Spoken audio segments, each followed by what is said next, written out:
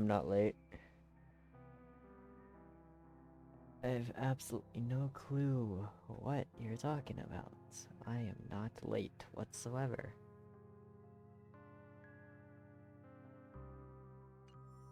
I gotta double check audio on this.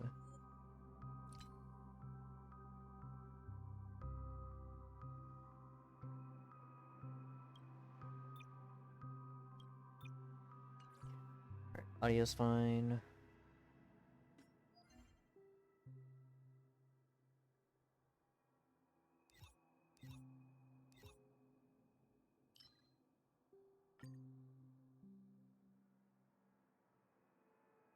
May as well get my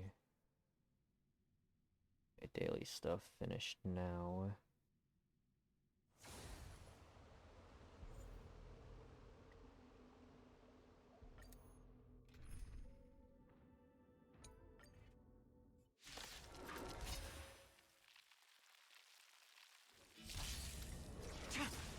Lend me your strength.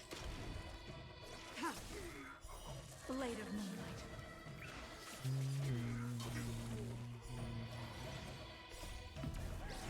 And lunar flame.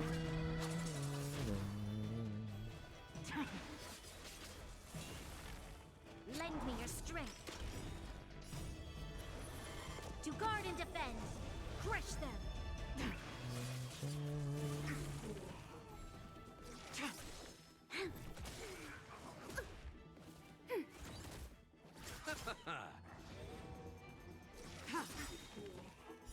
Blade of moonlight. Net markers activate. Time for good old counterattack.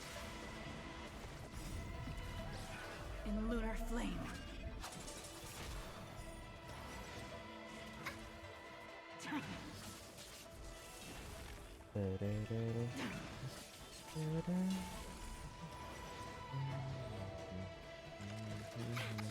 Receive divinity. The dead returned! Lend me your strength.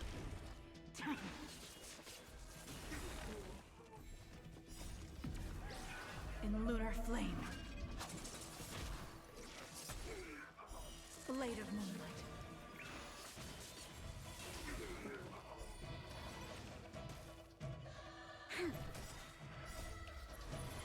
To guard and defend. Crush them. Ready for another? Net markers activate. Time for good old counterattack.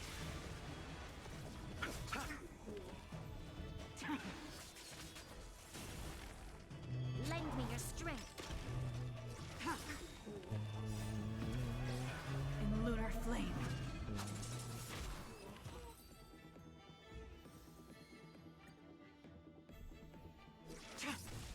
Lend me your strength. Blade of moonlight.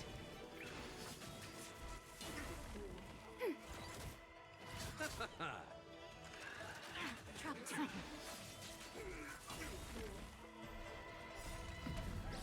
In lunar flame. Blade of moonlight. Lend me your strength. To guard and defend. Crush them. Net markers activate. Time for good old counterattack.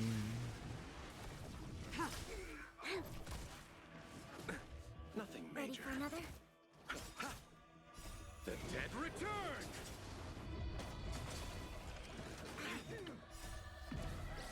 In lunar flame.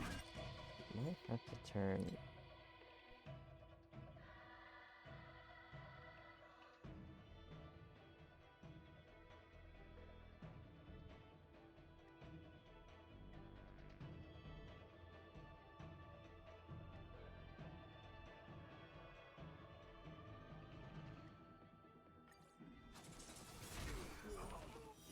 Blade of moonlight. Turn it down just a little bit.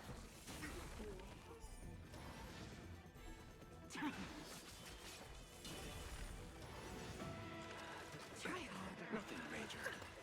Receive divinity. Repay. Lend me your strength. Probably just In lunar this flame. area's music. Where is this area's music? Blade of Is moonlight. so loud. Net markers activated. Time for a good old counterattack.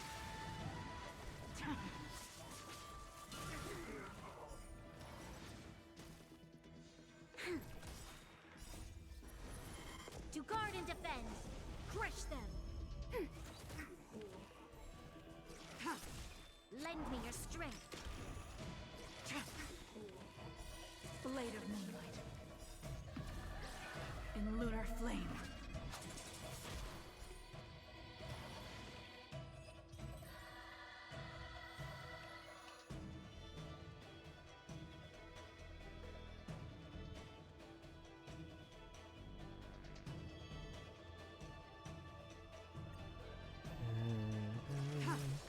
Lend me your strength. Blade of moonlight.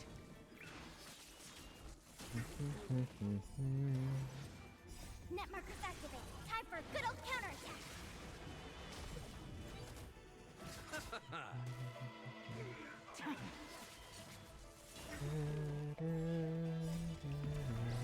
In lunar flame.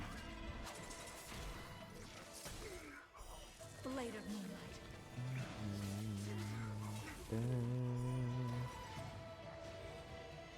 Lend me your strength. To guard and defend. Crush them.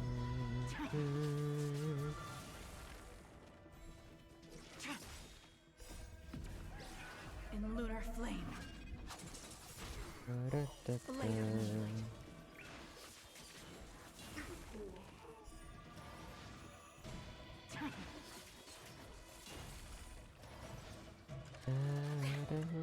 Net markers activated. Time for a good old counterattack.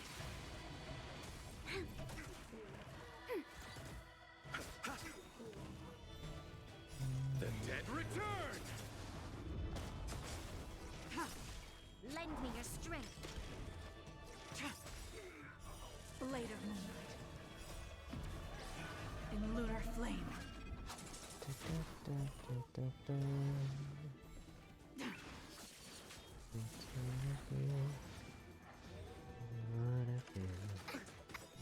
Net markers activated. Time for a good old counterattack. To guard and defend. Crush them. Ready for another? Bloom. Lend me your strength.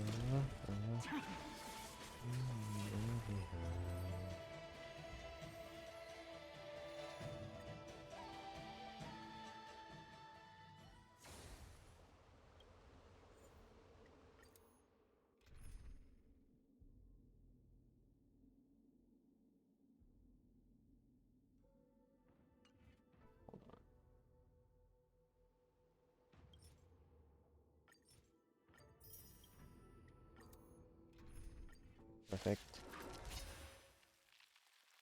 It's actually perfect. In lunar flame.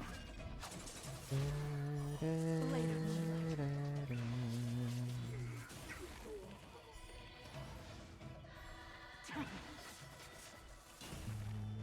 Lend me your strength. Net markers activated. Time for a good old counterattack. Receive divinity. In lunar flame. Blade of moonlight.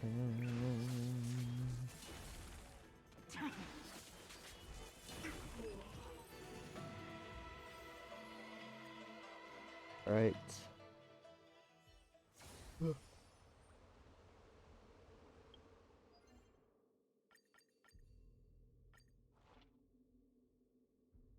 I'll get that later, I guess. It is time.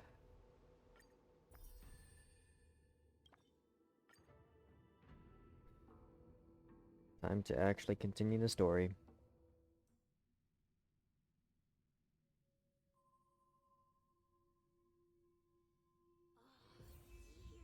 It's Mr. Sunday! Hey, come over here! Looks like someone needs help. Let's go check it out. What team was I using with this? It was...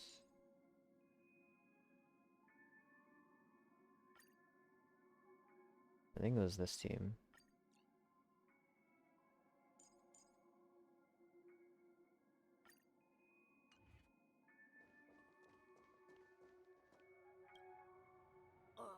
Mr. Sunday. Hey there! Okay, see the moon in the sky? It's about the size of the cap on my Soul Glad bottle. Okay. How is that If I just reached out important? my hand, I could grab the moon, couldn't I? The moon? You mean the Grand Theater? Yeah. Look at me. I've been away from home for too long.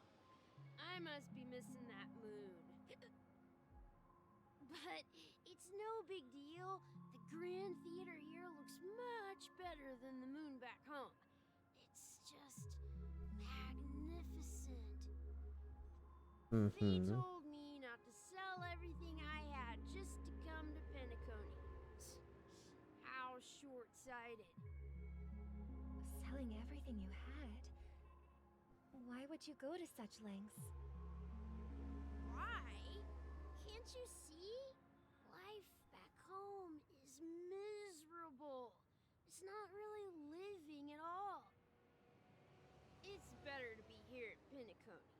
I mean, Pain, no being worries in about Penacony tomorrow, isn't really just a sweet living dream either. box. You can do whatever you want. That's what I call living. Yeah, now this is the life. Is this truly living? Huh? What did you say, young lady? I didn't quite catch that. Oh, it's nothing, sir. You see, the traffic on Glock's Avenue can be dangerous. How about I ask a Bloodhound family member to escort you to Ideen Park over there, so you can continue enjoying your sweet dream?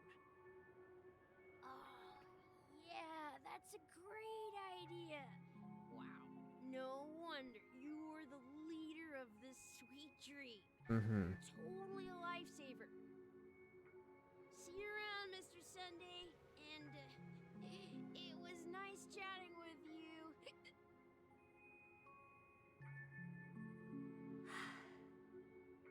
What's up, sister? Being in this dream This isn't is the really land of the dreams. living. But why do they live like this? The man we ran into, he doesn't seem happy at all. Even though sweet dreams are nice, they're just illusions.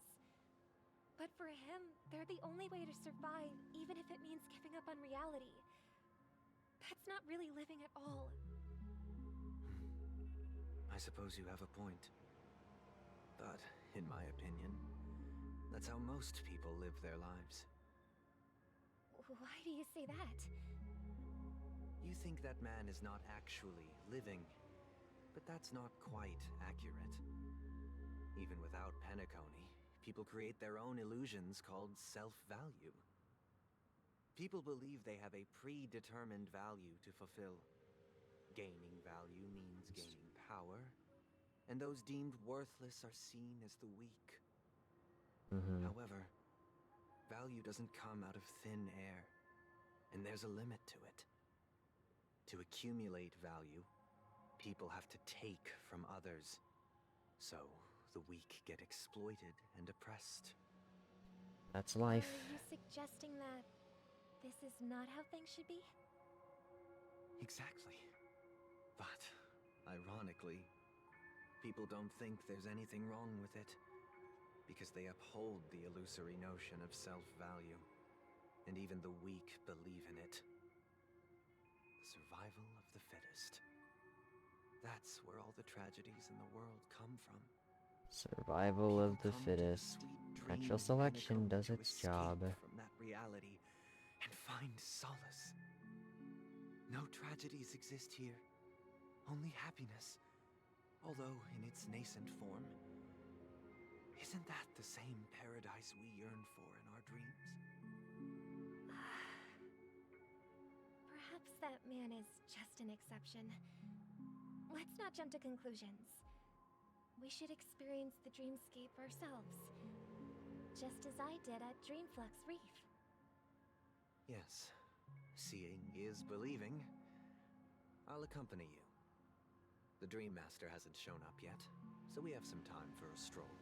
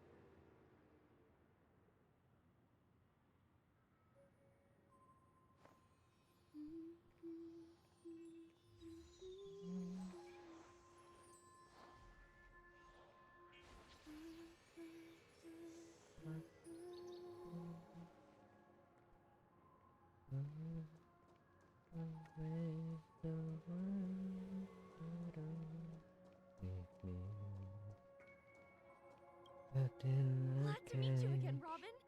How are the preparations for the Charmony Festival coming along? We're all so excited about it. It's going smoothly. Thanks for making the trip to join the festival. You're too kind, Robin. It's a pleasure to have guests from all over the universe celebrating day and night. I can't stand being lonely or bored, so this jubilant dreamscape is perfect for me.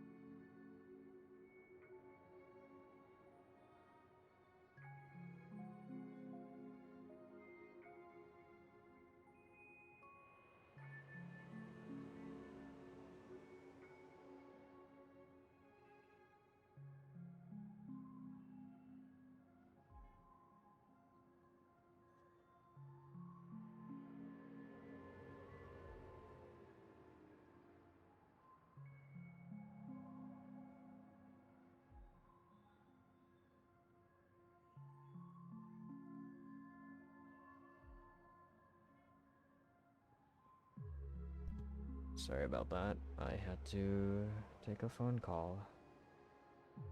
I am back though. But if this went on forever, would it get boring too? Nah, not at all. Who would get tired of having so much fun? Every day, you get to wear fancy clothes, explore all sorts of dream bubbles, indulge in delicious food without gaining weight, and you never get old or sick. As long as you can afford a room, this place is the ultimate paradise. I mean, But yeah. you know that only a few things can be brought back from the dreamscape to reality, right? That's exactly why I don't plan on bringing anything back. Just enjoying the dream itself is good enough for me. I mean, I'm not one of those long-living species. I only have around 60 or 70 years in this lifetime, and there's so much to worry about. Being happy here is pure bliss. Only in this sweet dream can I truly feel like I'm in control of my life and fate. Who would want to go back to reality after experiencing this bliss? Too real. I see. That felt. I genuinely wish you all the happiness in the world. These conversations feel too real. I wish you a fantastic performance, Robin. I'm off to the Blue Hour for the ball. See you later.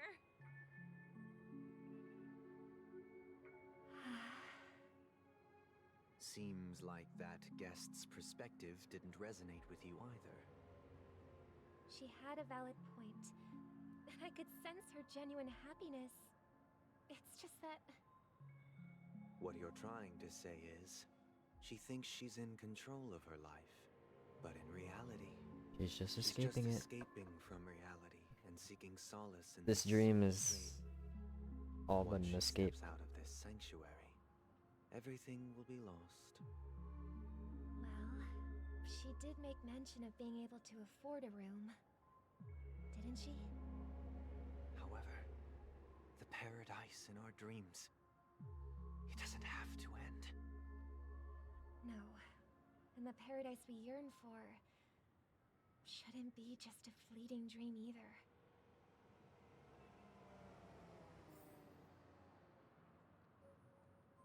What does Sunday think about this?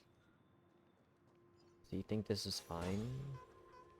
That this isn't okay to, that, like, just living in the dreamscape is an okay way to live?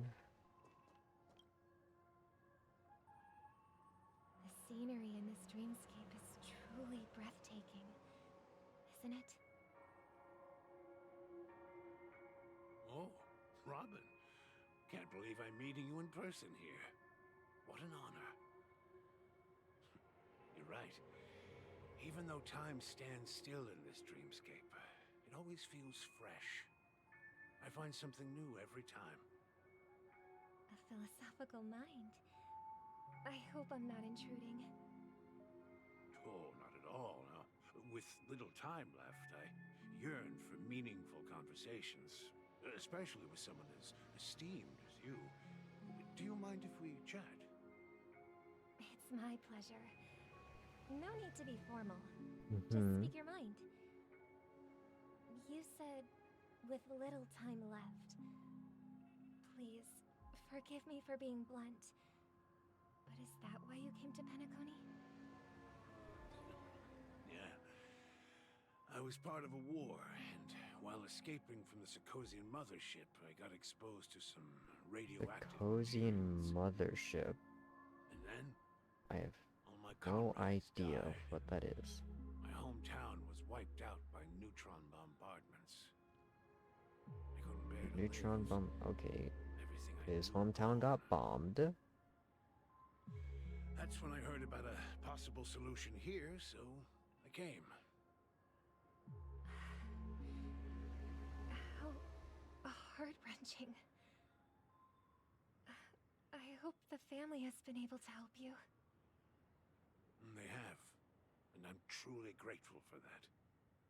They provided me with a comfortable room, the most advanced life support devices in the cosmos, and a stellar team of caregivers. My physical body is now in the dream pool, sustained by life support. The me you see here is whole, rational, and no different from any other person. But I can't say the same for the me in the hotel room. My true appearance? I hope you never have to witness it, Robin. So, you'll be living forever in this dreamscape, right? Just being able to live at all is good enough for me. Whether it's in this dreamscape or not, well, I don't really have much say in the matter. My world has been torn apart, and my life could end any second. So, even if this whole place is an illusion, it's still my paradise, and I'll treasure every moment I spend here. Now I envy those everlasting things. That old man's story. Why does this game insist on making me sad? Fortunately, this sweet dream gives him joyful memories to hold on to for the rest of his life. That's precisely why this sweet dream in Penacony exists. However, even the sweet dream has its limitations. While it provides solace to the disillusioned, it can't completely eliminate pain in reality. There will be a way out. Penacony is already on the right track.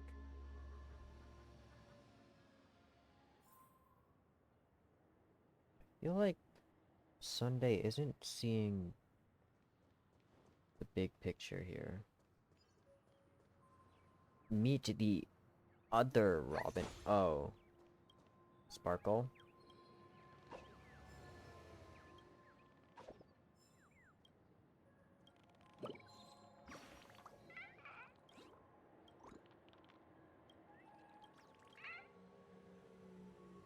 Alright, Sparkle. Look what we have here. A lovely young lady. Wait, is that me?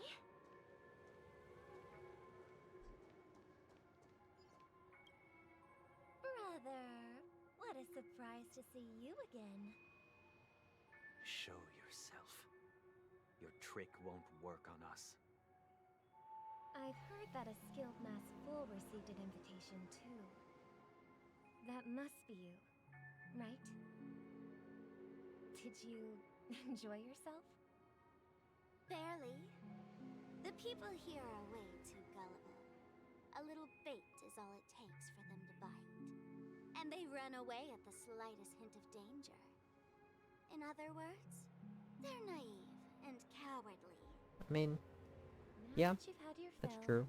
it'd be wise to leave before it's too late. The music of the harmony doesn't tolerate discord. What? Now that you have the real Robin, I'm useless? Oh, how disheartening. I've done so much for the family. You And should yet be you've done thankful, so because little, if it weren't for Sparkle. me cleaning up this mess, Penacony would still be in shambles. Don't you think? That was a personal request from the head of the Iris family, and it has nothing to do with us. Step aside and stop causing trouble for the Charmony Festival. The Charmony Festival? You think you can scare me? Oh, I forgot, she, You think I've no like, idea what distributed you're out those planning? Doomsday I don't buttons. care what you're thinking, chicken wing boy. But I'm pretty sure Chicken lovely wing Robin boy. won't be appearing on stage. After all, Get a little chuckle you're from well me aware every of what time a she sad says that. state this dreamscape is in under the banner of harmony. Penacony, the land of the dreams. Is this truly the paradise you desire? Stop it. What's the rush, chicken wing boy? Did I get to you? Our Chicken paradise wing is none of your boy. concern, masked fool. Leave now, or the family won't tolerate you anymore. All right. I'll go. But Robin, I suggest you seriously consider this. Do you really believe those living in dreams can escape pain and find true happiness? Well, I've done my part, and now I'm simply waiting for the fireworks to begin. Here, the last 2 gifts for both of you. And don't lose them. If by some unfortunate chance the Charmony Festival starts against all odds, remember to use them during the show. And it'll be thrilling. Bang! Wow. A raven cawing in the distance. It seems the Dream Master will arrive soon. I wonder what this button could do if before she leaves she said bang. Let the show begin.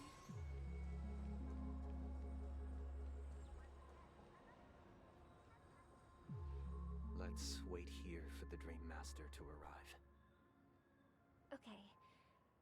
By the way, brother, I heard you no longer have a sweet tooth. Back when we were kids, you used to steal my desserts. Seems like a lot has changed during my absence. What exactly happened?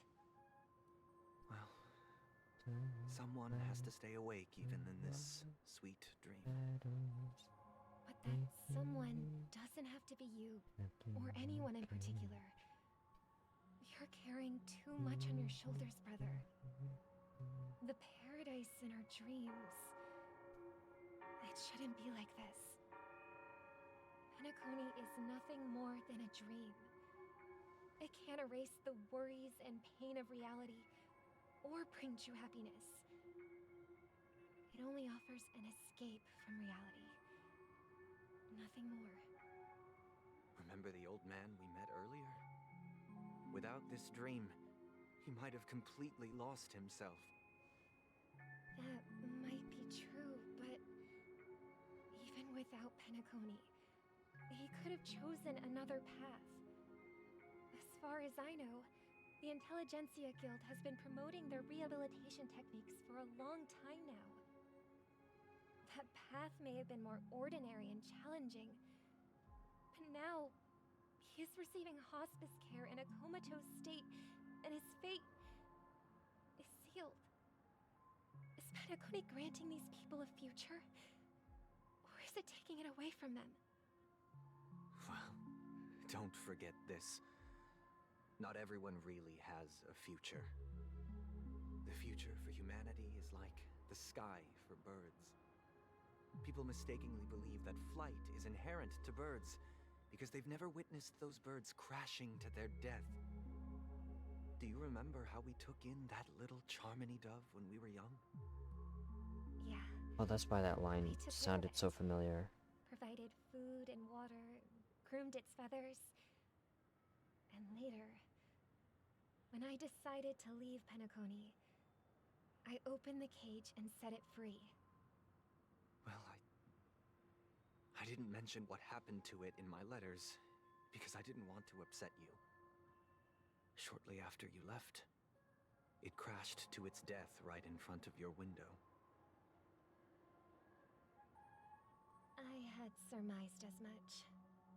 I knew you wouldn't have avoided mentioning the bird for no reason. Despite that unfortunate outcome, I still believe it was the right decision. Birds aren't meant to spend their lives in cages. They belong in the sky, even if they can't fly. But here's the thing. If there are birds in this world that can never fly, can we really assert that they belong in the sky?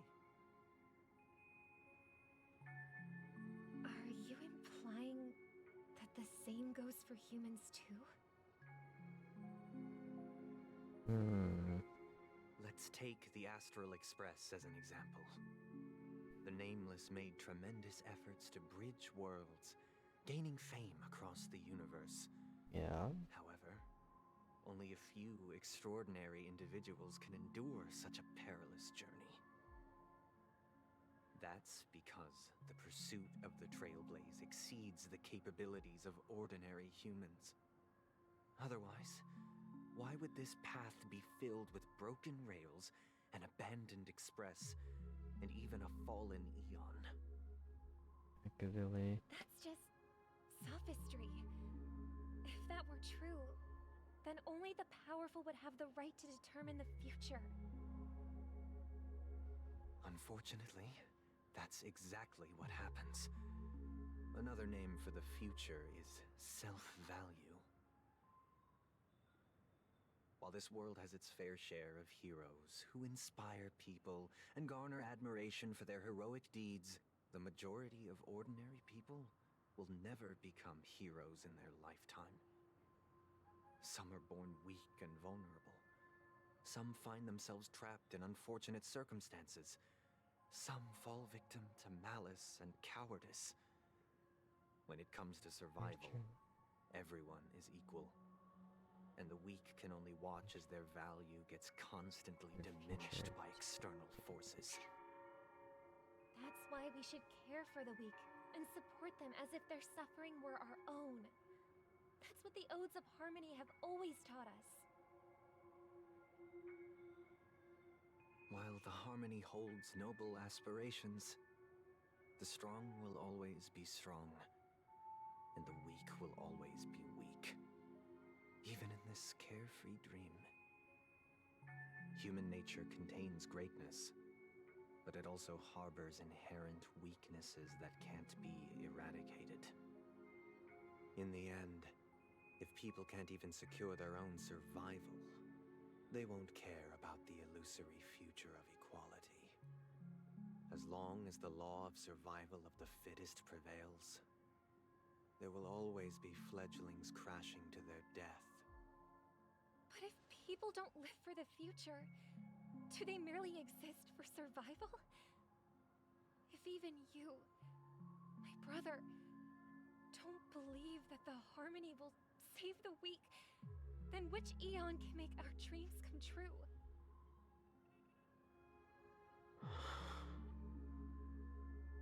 People often forget that when the first bird took flight, the entire world envisioned a future where no more fledglings would ever crash to their death. Are you reading, sister? What are you reading? Mr. Gopherwood gave me a picture book. It's Seeing about the more and story of the more harmonic about strings. how Sunday thinks If I could about become a everything. Master, I'd like to summon Dominicus, the harmonious choir. I want to sing with everyone and spread our wishes so that all can feel happiness and joy. I see. Then I would summon the harmonious This is choir Sunday and too. Robin. Don't you have a wish of your own, brother? Of course I do.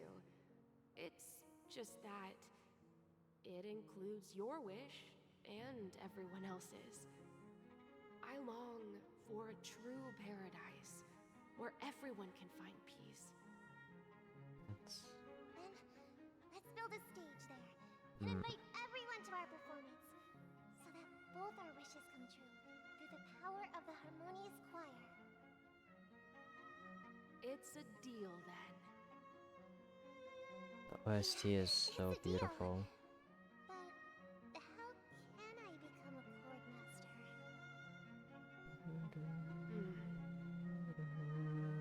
Maybe you'll have to become a star first. And that's exactly what happened.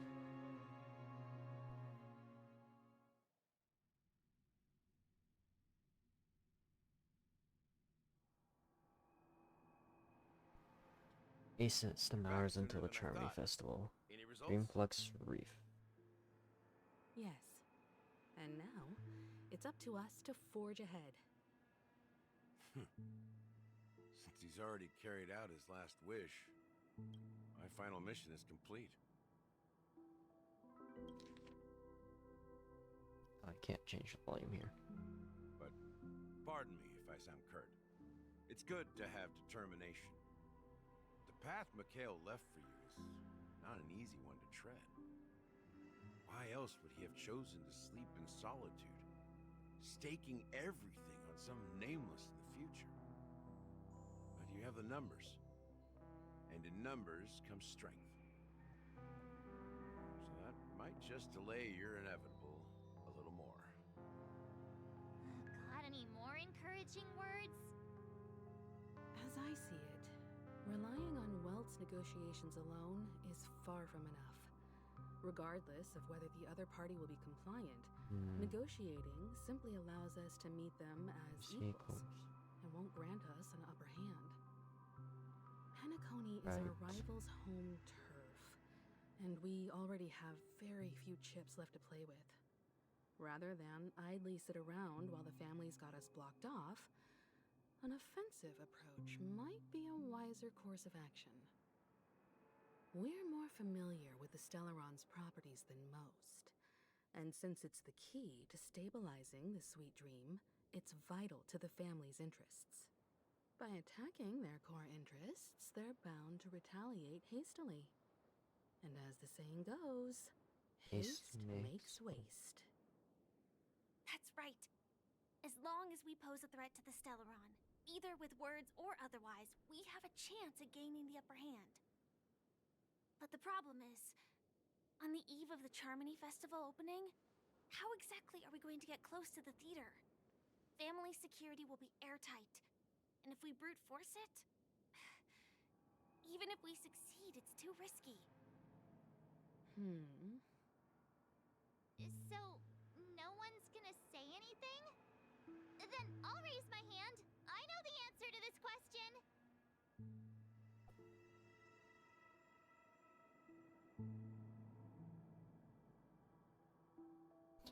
Looks like we got one more ace up our sleeve. Time for the master stroke. Why are you speaking like the general of the Law Fu? So, No reason. I heard that before the Charmony Festival begins, there'll be a pageant to kick off the festival. It's called the Soul Soulglad TM festivity auditions, or something, and it's going to be held in the moment of Scorch Sand. As long as we clinch the top spot, we'll be able to attain the title of Festive Superstar, and be able to personally bask in the graces of Miss Robin. Not that that's important. What's crucial is that we can enter the Grand March. Theater before the audience arrives. So, how do we go about participating in these festivity auditions? I've already procured special invite tickets from Miss Robin's fan club. To tell you the truth, I had been preparing to join the auditions all along. But now it looks like even if I scrape through, I probably still won't have the chance to shake Miss Robin's hand. So they're still running this thing, huh? It was originally just a publicity stunt, set up by Mikhail to drum up attention. But it looks like it might be worth a shot. We'll follow March's plan. Mr. Gallagher, will you be joining us? I'm afraid I won't have the time. Uh-huh. As a virtual character, I've already completed my final mission. Whether Penacony can awaken from this dream is all down to you. Of course, Should we of ever course. cross paths again? I'd love for you to visit the Express. All right. I'll have to add to that data bank of yours you've got on the Express. And Miss Firefly, we thank you for all your support. We're faced with a formidable enemy. As long as the Astral Express and Stellaron Hunter's objectives are aligned, we're willing to cooperate with you. We've already come this far together. I'd like to join you for the rest of your journey on Penacony. I'm pleased that we can finally fight shoulder to shoulder. I couldn't ask for a better ending. This is also the spirit of the Trailblaze. Now everyone, let's prepare to move out. I love Firefly's character so much.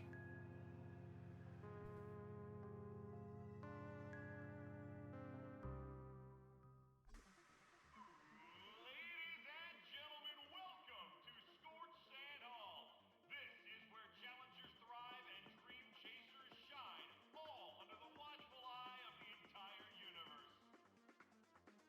Okay. If you have ambition, dream, and the drive, dear friend, the next superstar of Penacony's charming Oh my.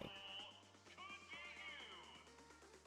Wait, this is a cool set. Oh, yeah, I see the birds in the corner. I'm starting to get excited. Oh no, it's like an actual rave club. I could barely hear the voices.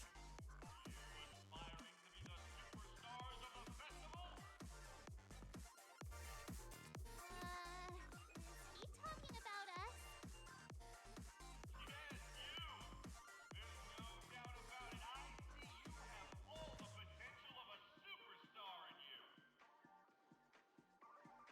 Excuse me, you four.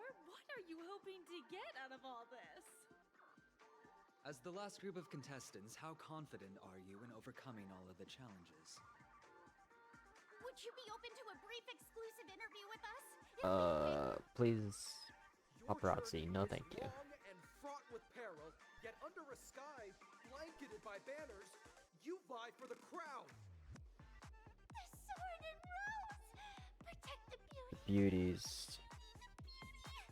Magnificent of Okay, so you follow Adrilla. A knight's head is hard as steel. Relation. Brotherland's focus is stubborn as a heel. We don't all have to be winners, but if we don't have fun, we'd all be sinners. People are pouring in. Kinda feels like all sorts of baddies are showing up. Let's get in there quickly and enter the competition. Ladies and gentlemen, please make way. Make way. Who is this? Coming towards us now is one of Penacony's top 10 wealthiest tycoons and the soul-glad business empire founder, Mr. Idean. Soulglad founder. Allow me to introduce myself. I'm the director of Soulglad's factory, Idean Lee. My four friends, introduce yourselves to the audience across the cosmos. Hello, everybody. I'm Himiko, a nameless from the Astral Express, and these are my companions. Don't you guys need to hide your identities? Can't hide it anyways. Penacony is plastered with our posters. And because the Astral Express is so well known, the family won't dare to make any rash moves.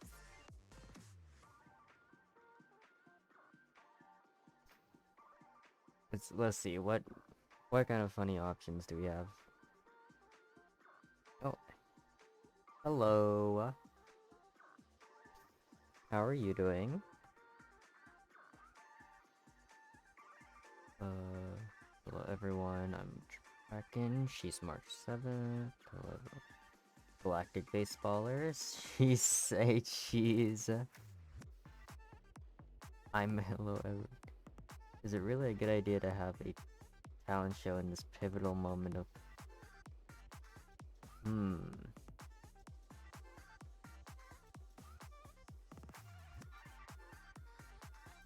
I mean, I just have to always go with the Galactic Baseballer. Don't expose my neck handle to everyone! Hello, everyone! I'm March 7th. I'm an ordinary girl who loves adventures. Hello, everyone. I'm Firefly. I am also an ordinary girl who enjoys adventures. Total bunch of nameless guests. This final face-off is bound to be spectacular. Time is precious. My four friends, come with me.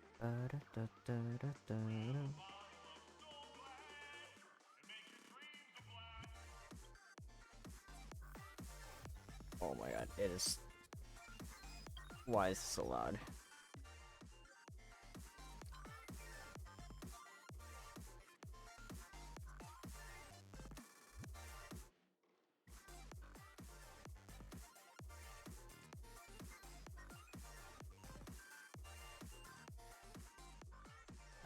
This is like every single montage, like Roblox montage video music.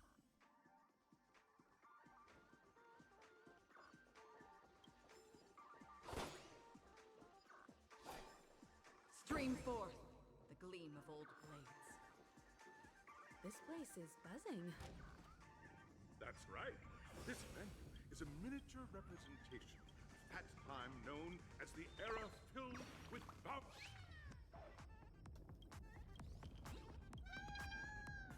Alright, Stream forth the gleam of old blades.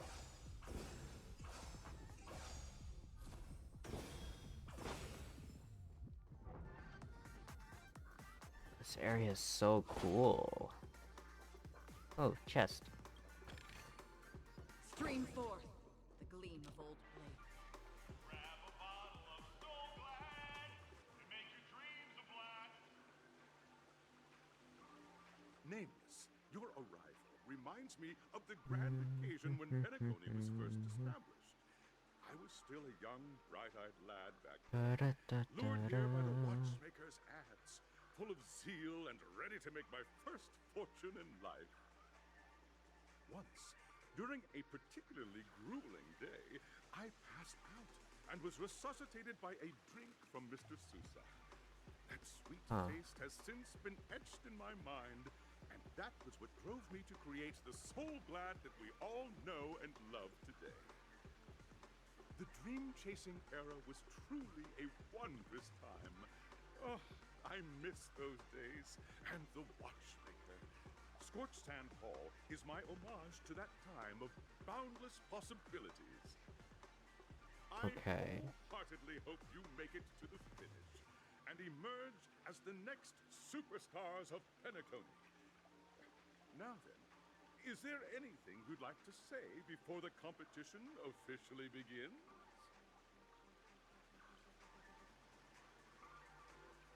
Nah, we'd win.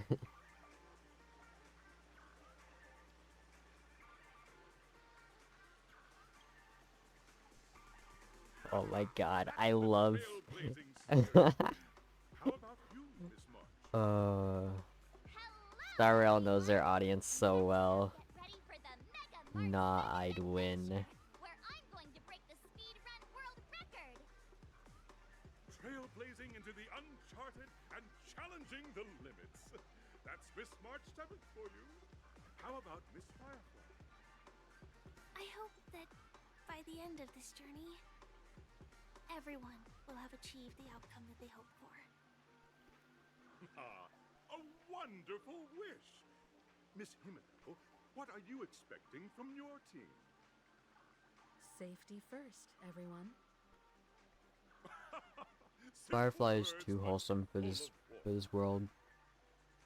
Waiting for you are 3 stages, each connected to that era. The first 2 stages offer 2 distinct paths to choose from, with unique challenges on each route. And in the last stage, you will face off against a champion who has defended the title to this very day.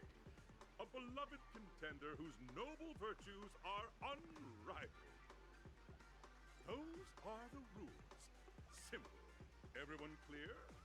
Now, I hereby announce that the 33rd Scorched Sand Festival of the 20th season, sponsored by Soul Glad Enterprises, has started.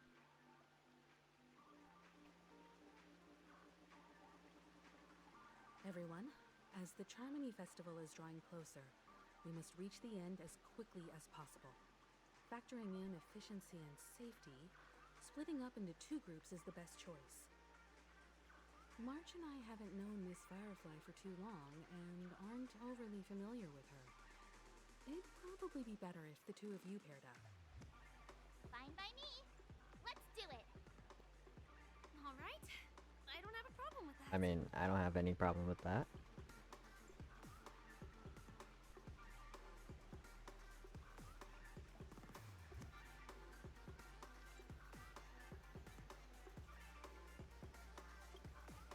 We'll split into the assigned groups then.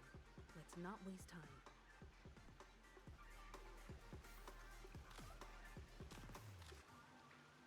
Oh. Evening Tavern Stories.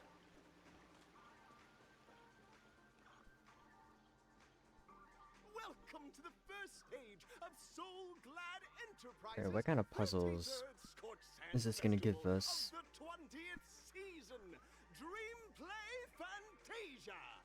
In this stage, you can choose between 2 challenges: the School Of Acting, or School of Action. Action. In the School of Acting challenge, you have to complete 3 performances from 3 scripts and move the panel judges. In the School of Action challenge, you have to defeat 3 groups of enemies convincingly and reach the end. Now, make your choice.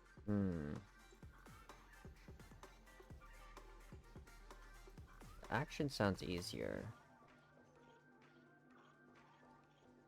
Although I'm kind of interested what they would do for the acting.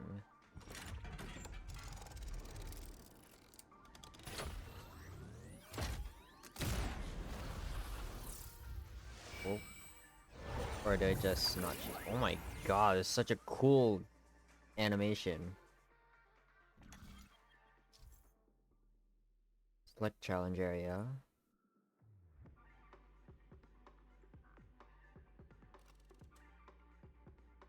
That's acting.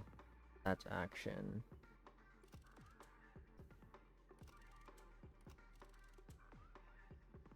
We'll do acting. Kinda interested.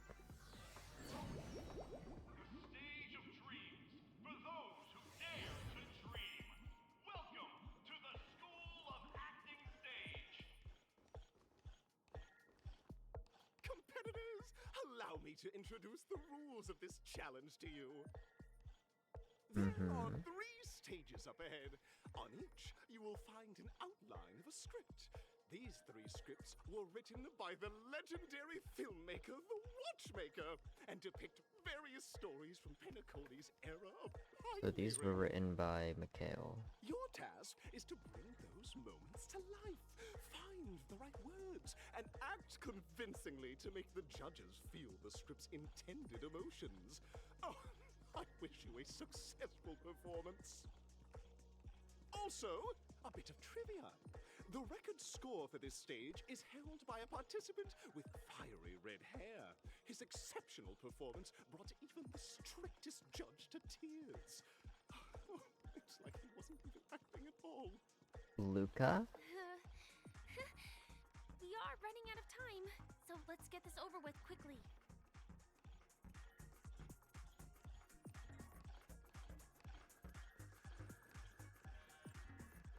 Stream forth the gleam of old blades.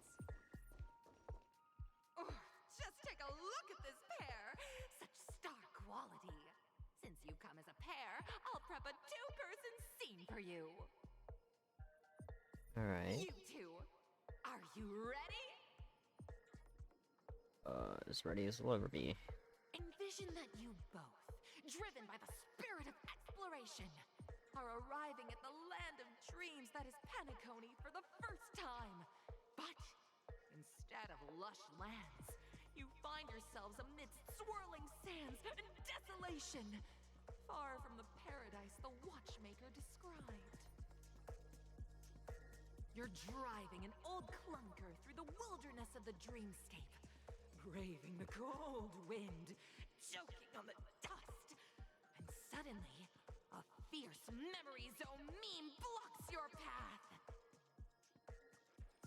Now, Miss Greyhair, what line would you deliver to express your disappointment? Miss Greyhair.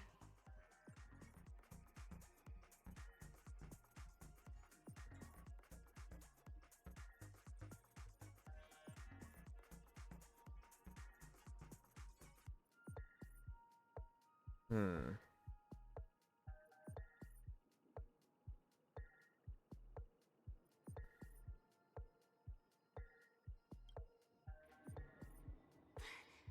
you usually express disappointment this way? Oh, there's actually a right answer. That's probably this one. Very good. Now, though you're disappointed, your screen partner is conversely very enthusiastic. Now, young lady, you will say... This is great! I love living on the wild side. Very good, very intense. And then we cut to the story's Oh, that's next scene. pretty cute. You find a job mending the rails, but the days are long, and your endurance can't keep up, and you finally collapse in the endless expanse of desert. Suddenly, sweet rain falls from the sky, wetting your lips and rousing your spirits. Now, Miss Greyhair, what line will best express your surprise at this moment? Surprise.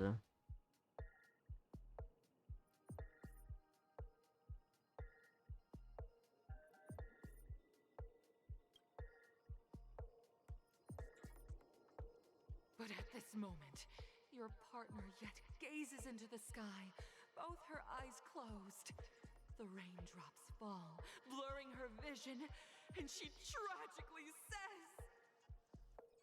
It's an illusion. Perhaps we were never meant to succeed. Right? Fantastic! Both of you have an incredibly solid foundation in dialogue. Oh my god, delivery. she's like me, for real. Lines aren't everything in a performance. It's super Please awkward continue the in story on the second stage. public speaking. Up next, you'll be challenged with a body language test. I hope these tests won't take too long. Body language test.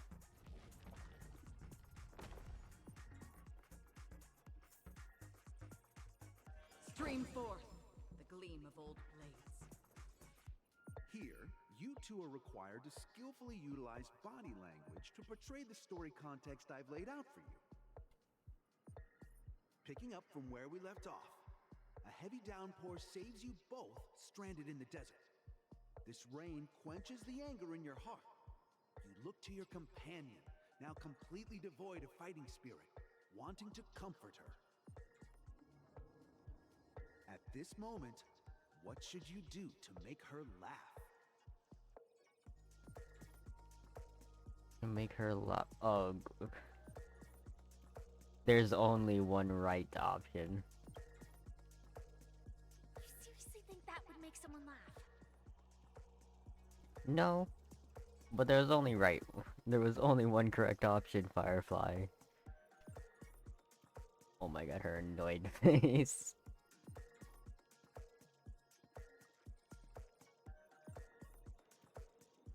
Tell a dad joke. Roll about in the sand. Tell a dad joke. The test now is about body language. They don't think dialogue is allowed here. Fine.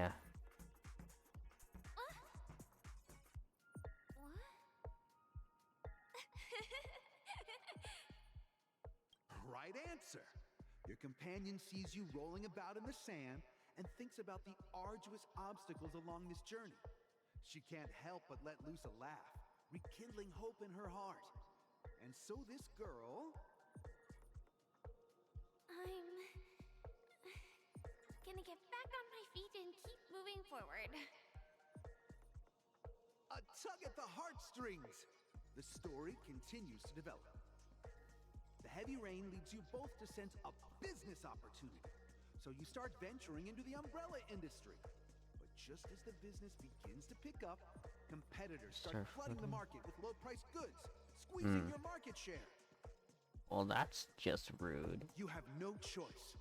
The goods you stockpiled at high prices have to be sold at a loss. This is a pretty self-destructive move, which drives your business to the brink of bankruptcy. At this moment, what would you, who refuses to admit defeat, decide to do?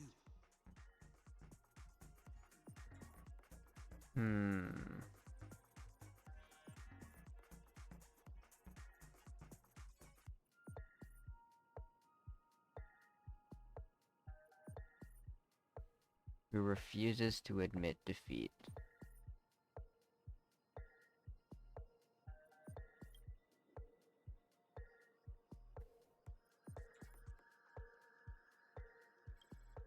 You slam the table and rise up.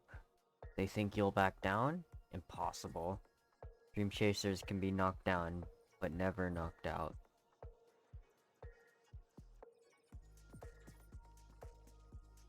Fantastic! But it's a pity your friend does not agree. Seeing that you're up to your eyeballs in debt, she sees nothing but despair in her future. And then... I leave Penacony in utter disappointment. Is that okay? Of course! Absolutely! I was this close to tears! Both of you possess exceptional acting talent! However, alright, time to get jobs in Hollywood. Is yet to come. You're about to encounter the harshest judge this show has ever seen. You'll need to rely on perfect performances if you want to win them over.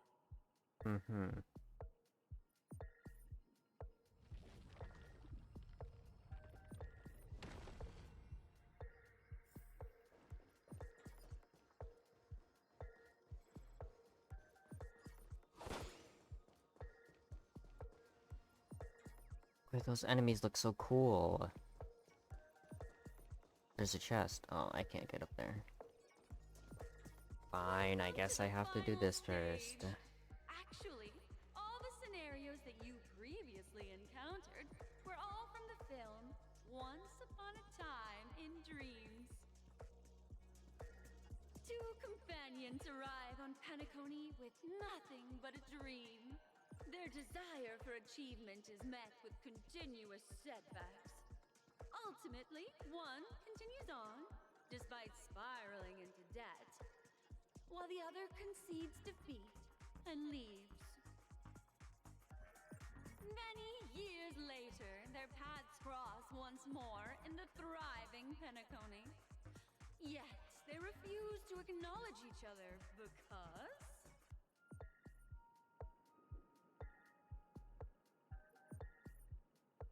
I fell into poverty while she's living a normal life.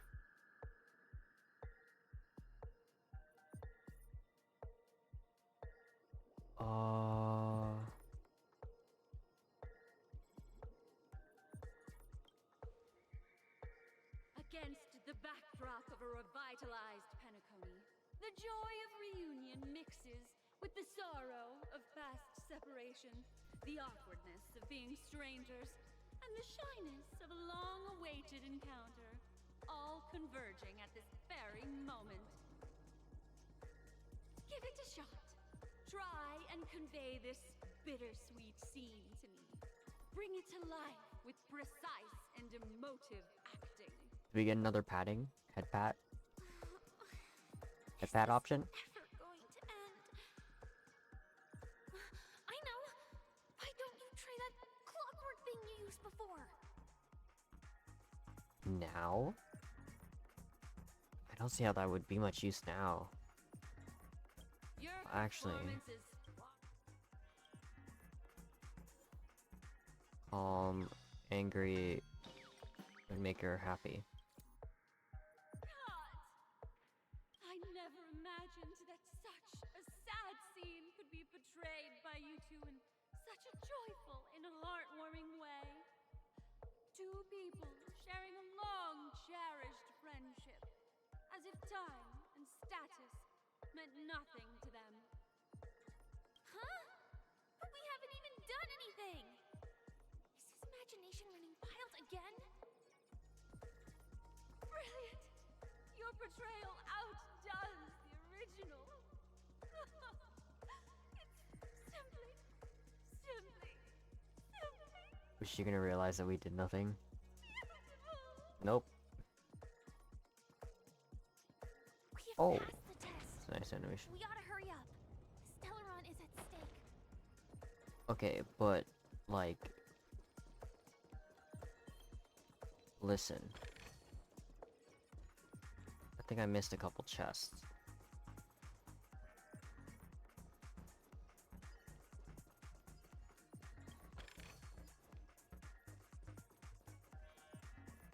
Loving the soundtracks. The OST in this area is great. So groovy.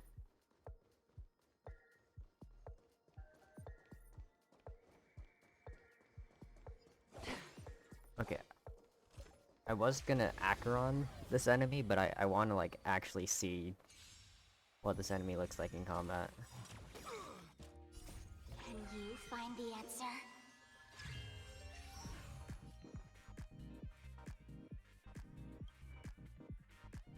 That's cool. What does it do?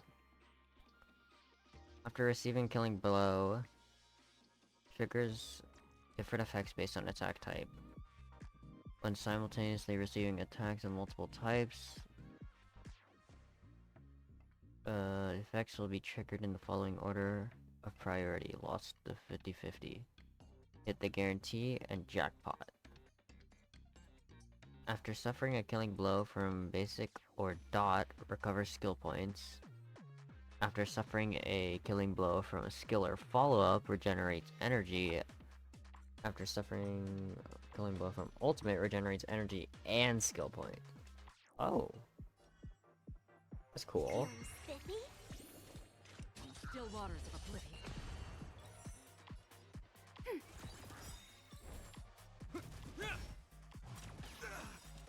So if I do this... Well, I mean, this just ends the fight. What am I doing? Oh, jackpot.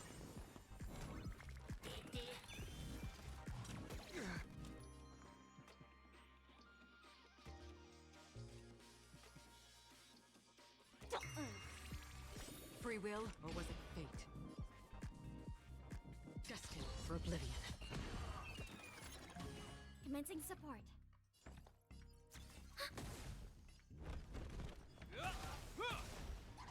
Is that all? Let's play for feeling spiffy. Another journey begins. And Still waters of oblivion. boom.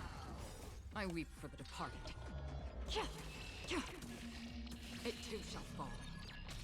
148k on a single target with no debuffs or with no defense shreds on it. Not Another bad. blood debt repaid.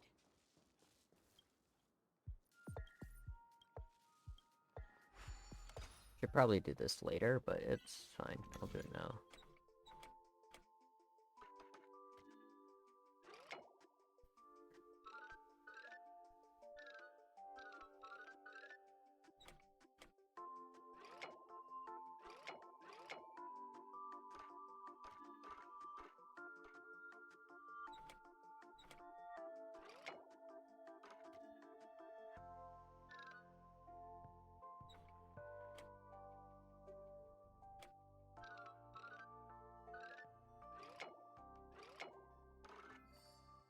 Oh, I'm so dumb.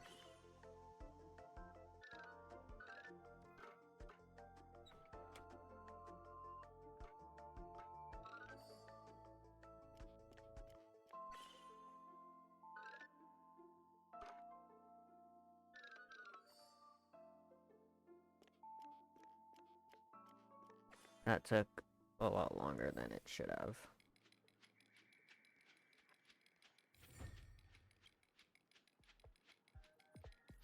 TikTok.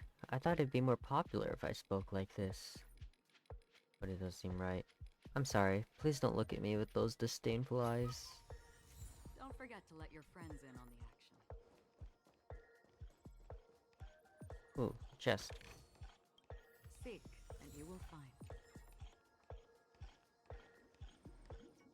Congrats to both of you for clearing the stage, but more importantly, are you having fun? Fun is more important than success. In this situation, success is a lot more important than fun here. That red-hair contestant. Who is that exactly? You'll find out eventually, Luca? but only if you clear the next test first. Welcome to the second stage of the 33rd Scorched Sand Festival in the 20th season, sponsored by I feel like the red hair contestant has to be Luca. Gunfire time! You have the option to choose Gunfire and undergo Brother Hanu's trial, or Time, where you'll face Clucky's trial. And now, make your choice! Anu or Clocky?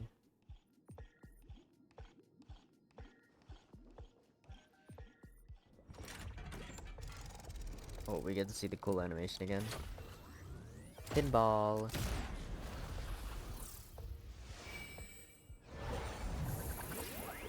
That is such a cool animation. I love that.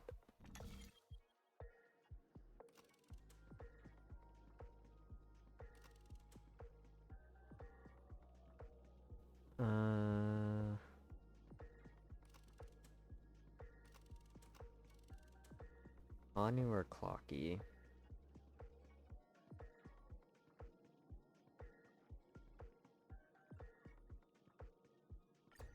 Who do Hanu's?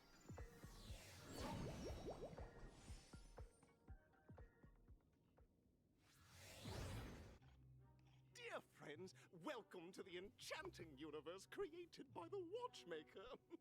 Awaiting you is the morally dubious yet ever-charming character from the animated Clocky series, Hanu! It is said that these cartoon characters were inspired by the Watchmaker's own experiences. According to research by Clocky scholars, the original Hanu of reality shared a deep friendship with the Watchmaker, akin to comrades in arms. Enter into the world of Hanu via the TV by the entrance and partake in an enchanting and suspenseful story with him. Good luck in there! If it's a gunfire trial, We should be able to settle this with a fight, right? I hope this won't waste too much of our time. We should just be able to fight our way out of this.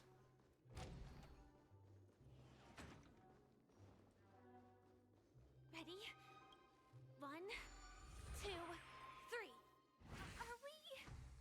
Are we both in control of this Hanu character? It would seem so. Looks like you've got the hang of it. In this Hanu's adventure episode, Boss Stone has gathered his battleships for an assault on Dreamville. All Buzzfly, Cousin Wolf, and Bombhead are all raring to go. The brave Hanu must thwart their advance and protect his home. Alas, Hanu presently is ill-equipped to fend off the malevolent mischief makers, which is why he is preparing to seek out the Puzzle Gentleman's aid. Go forth and speak to him.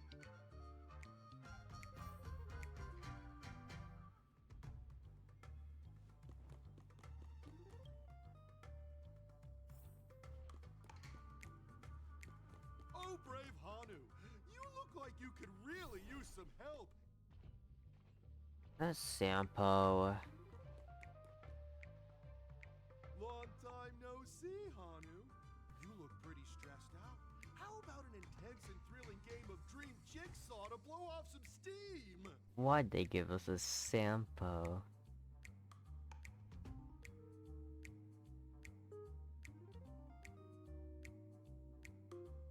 Actually, the plot depicts that you directly provide aid to us.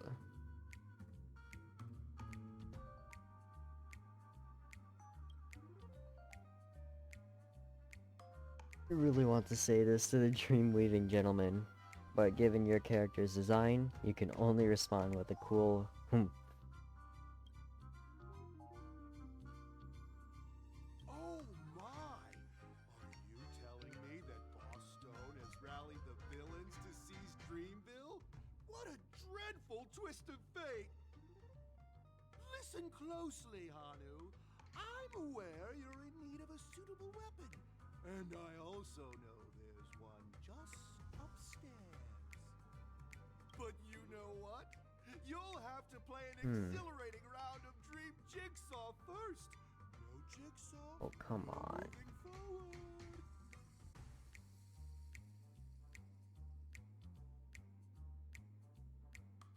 I assume it's gonna be, I can only let out a cool hum.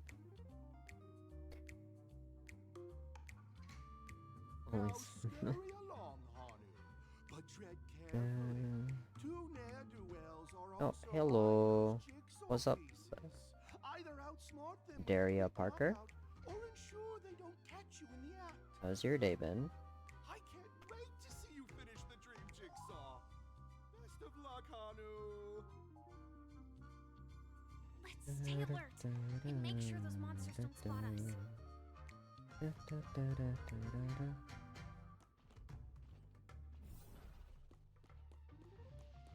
Okay. Look up there.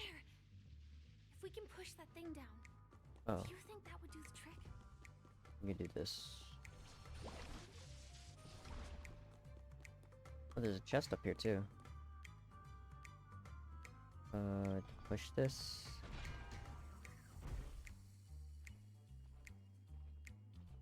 You're good? That's good. Me, I'm doing alright. It's been a relaxing day so far. Not too much going on.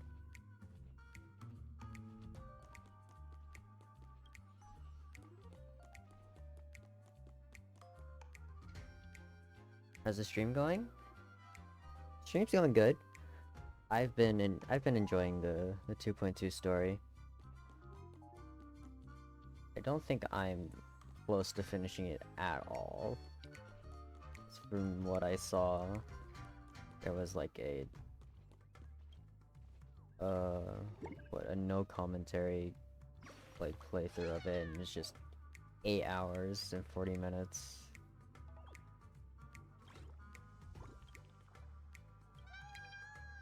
So it'll probably take a few streams to finish, but I've been enjoying myself. I just love the Penacony story. Oh.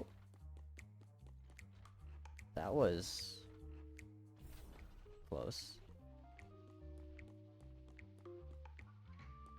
Finally, that's all the jigsaw pieces. How long have I been streaming? Let's hurry back. Like in general? Actually, quite a while. Like, I guess if I would, I'd only really count me streaming like somewhat consistently would be like a few months, almost a year.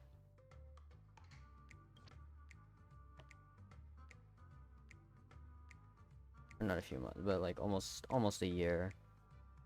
I've been, besides that, like before that, technically I started streaming like 3 years ago, but it was very inconsistent because I was just super busy. Do I have a webcam?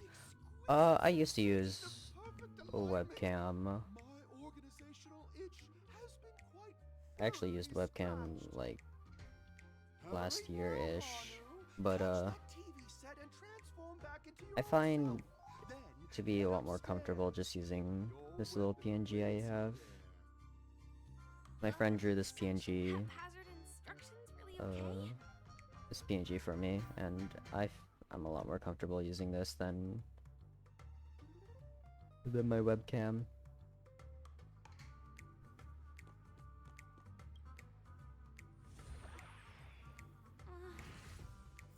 Disconnecting from that thing so suddenly has left me feeling slightly disoriented.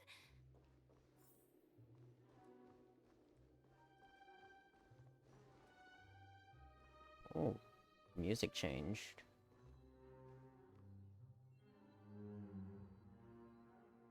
But to get into here, I have to change to the Hanu. Oh, I can open this, actually.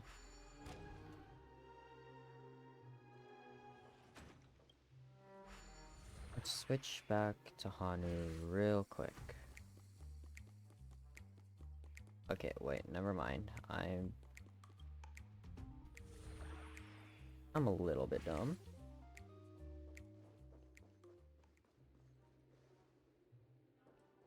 Why don't I use a model? I used a couple free ones before. Messing around with like a gingerbread one and stuff, but I know how to do it. It's just it doesn't track super well on my laptop, and then also my laptop just burns up whenever I use like a model as well as playing games, at least heavy games. It's just a lot easier for me to stream with this PNG, and I don't mind streaming with the PNG. It gives me a lot more options.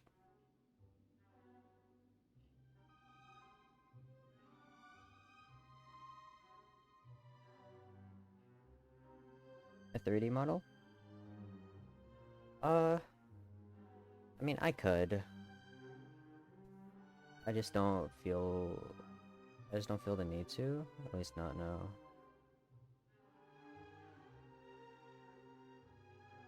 I usually am just...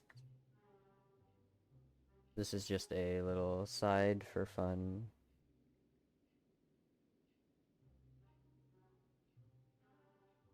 I don't have one? No, I don't have one. I'm not really looking for one right now. Or expensive. Yeah, I'm just not looking to invest anything right now because I Can't really afford to. I do want to get a model at some point, but that is not in the near future, that's for sure. That's...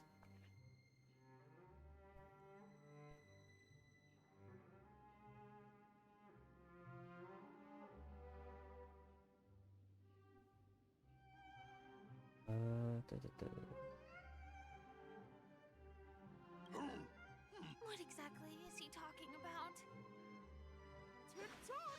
It's time for me to make an Oh. appearance! Hello, Clocky. Clocky? I can also see him. Is this character part of the show? In Dreamville, Clocky is everywhere and can do anything! Like right now! I can be your translator! Tick-tock!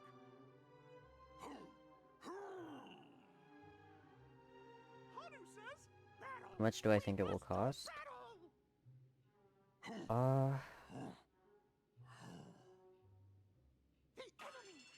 I am not too sure, but it's definitely not within my price range, at least right now. I'm more so just So they just doing this to... inside that TV. Sheesh. This is just to, Logic in this plot and dialogue is define enjoyment. Really, I just do this for enjoyment. So I'm not really looking at all to, like, get a model yet. At least not until I'm in a lot more of a comfortable position.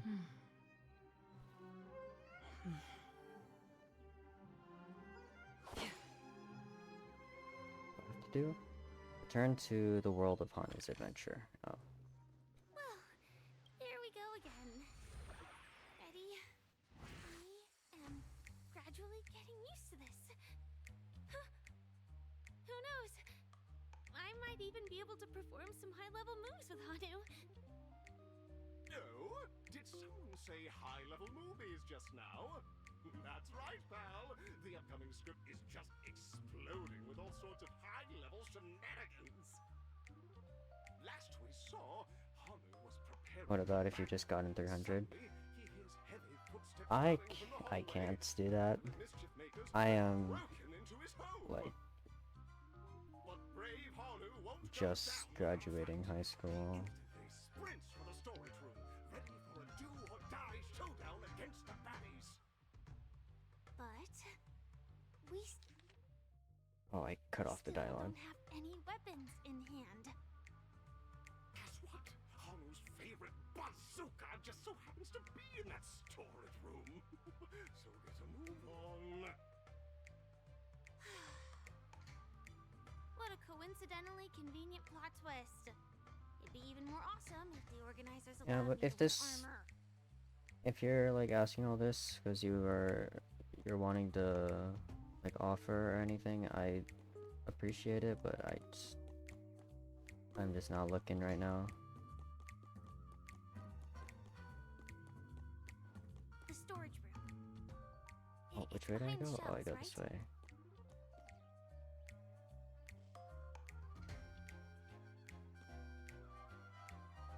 Do I know about other basic streaming stuff? Yeah. I just can't be bothered. I'm just not really done with setting that stuff up. I have He wasn't lying. really what I need. There's actually a bazooka here. Logo, banner, overlay, emotes, intro. Yeah, I know about all that stuff. I'm just not looking to get any of that stuff done right now. I'm not really in the need to get like a logo or banner or overlays.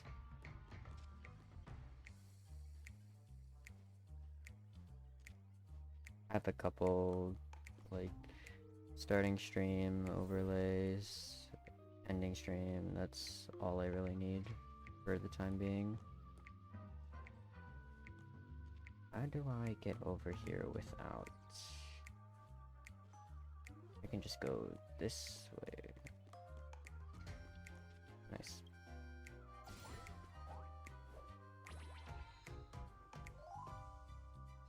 Now we should have a way of dealing with those baddies. This thing feels just like the soaring locust too. Bop. Oh, that actually hits him. Nice.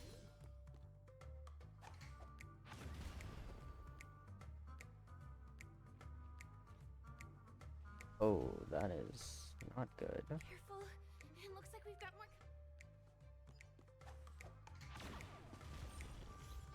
Nice. Is that achievement Home Alone?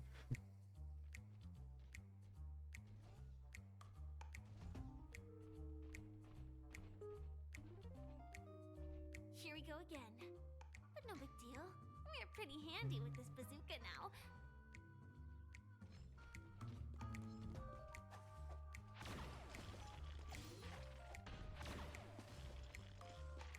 Oh, I'm out of ammo.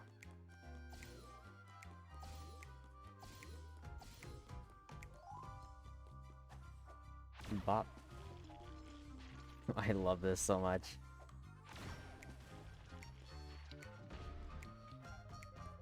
That should be all of them. This bazooka is by far one of the most fun things that they've added to this game. Everyone, the stage is complete. Quickly, head through the TV to the next stage. Alright, to the next stage we go.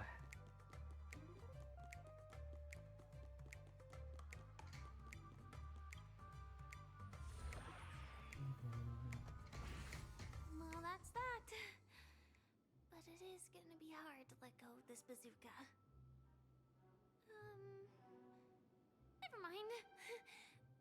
Let's hurry over to the next stage.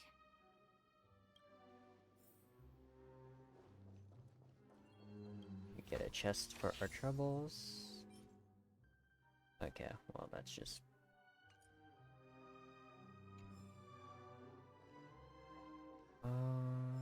is it through this way?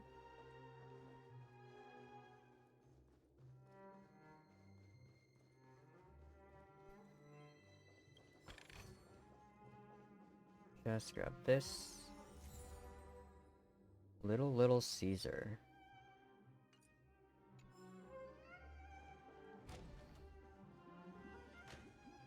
Alright, to the next area.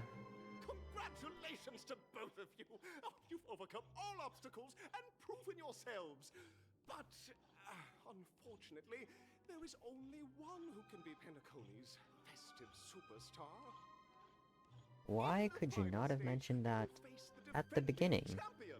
If you fail, you will lose the opportunity to become the festive superstar. Oh, they're talking about going against the champion. I thought they were going about, oh, only one of you two can become one. Sponsored by Soul Glad Enterprises, Superstar Showdown.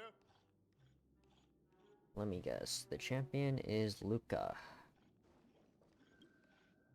I feel like it has to be Luca.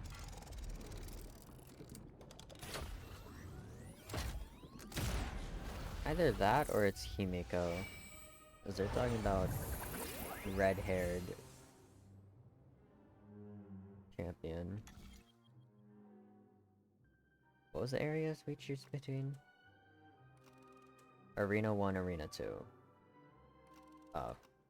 I mean, we don't have much to go off of there. I guess I'll just go to Arena 2.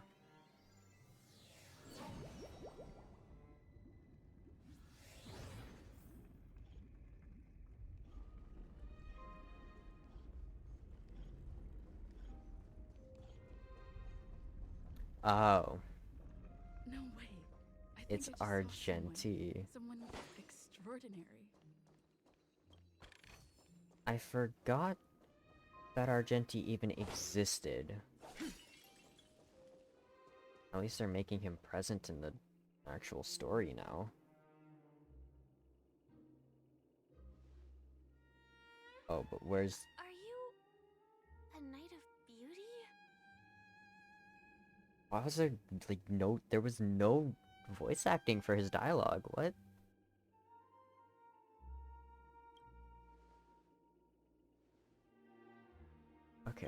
I guess I have to read it myself. You've already heard of my humble title elsewhere. I am deeply honored.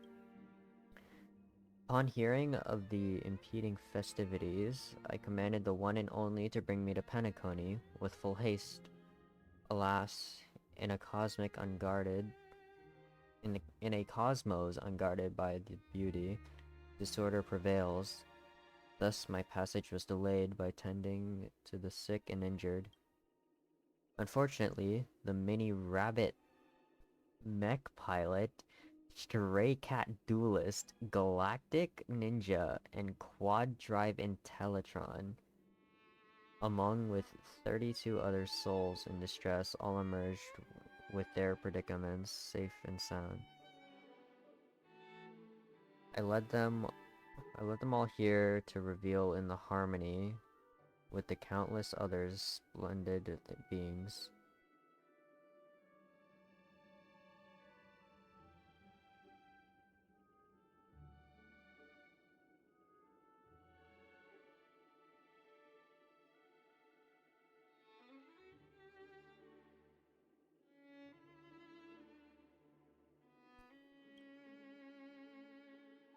I do not deserve such praise. Unfortunately, that dashing IPC ambassador, whose radiance matches that of a beautiful peacock, remains in a woeful state. Aventurine? How I wish he could too partake in this splendid occasion. Okay, let's get back to business. Since fate has brought us together, it stands to reason that you both seek the accolade of the audition's victor, correct? Though upon arrival, I was once mistaken for a towering, silver-armored fugitive with fiery red flames, due to my lack of eloquence, it matters not, for all these trials stem from the land of dreams beauty. What matters is that I now stand before you. Our paths have crossed. I, Argenti of the Knights of Beauty, am humbly requesting for a battle, in the name of the Code of Chivalry with you both. If I'm unfortunate enough to emerge victorious, kindly grant me passage to the crown of victory and recognize that Idrilla, the beauty, is the most peerless beauty of them all. I don't know why they don't have any voice acting for The game is on. his dialogue lines there. I should probably use this first. Time for a good old counterattack. Destiny for oblivion. Commencing support. The flesh in the name of Lend, a will forged in ice never falters. Let's play hide and seek. Oh, that doesn't. Find the answer. That doesn't bring them up enough. I weep for the departed.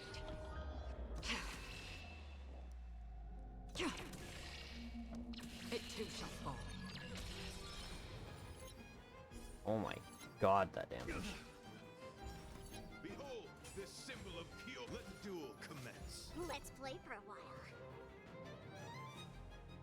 Wait, but his dialogue is showing. Okay, I guess my game's just bugged or something? I mean, my game has to be bugged. I don't see any other reason why the dialogue just... 1. There's just no voice acting for the dialogue. Feeling spiffy? Another journey begins. Still waters of oblivion. Enemy data secure. Net markers activated. Time for a good old counterattack.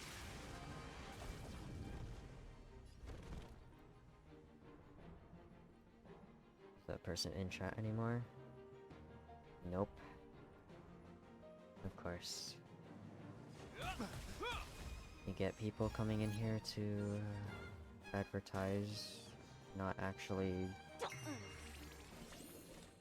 try to connect with small streamer or community. Confess.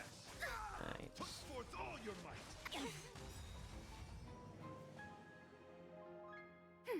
Right. This ends here. I weep for the departed. It's a little annoying. Although I have had quite a few people randomly come in and actually It too shall fall. want to try and connect and all that. Enemy data secure. Net markers activated. Time for a good old counterattack. Challenge. A will forged in ice. Still a Never little falter. frustrating. Let's play. Can you find the answer? Many people come in just to try and advertise, offer some Feeling spiffy? commission. And it's like, Still I am wise. not looking.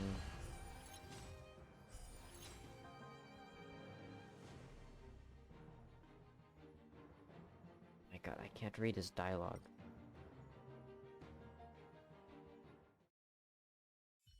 He's okay, he's for sure meant to say stuff.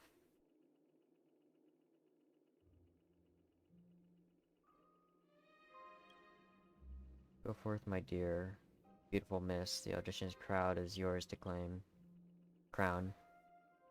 Shall remain here, gazing from afar as you bask in the limelight, joining the audience in offering you the most heartful cheers and We applause. don't have much time. May fate allow us to meet again, Night of Beauty. In that case, let's make our way to the end. And once again, Argenti Penacony's has thronging with talent. a I hope we make it in time. almost insignificant part in the story. Stream forth the gleam of old blades.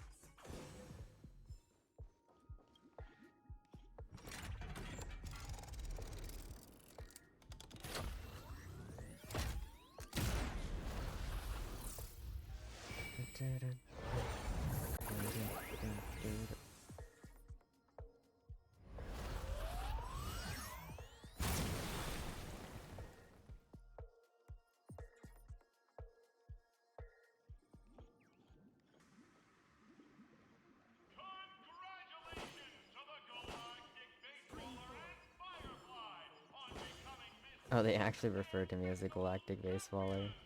That's funny.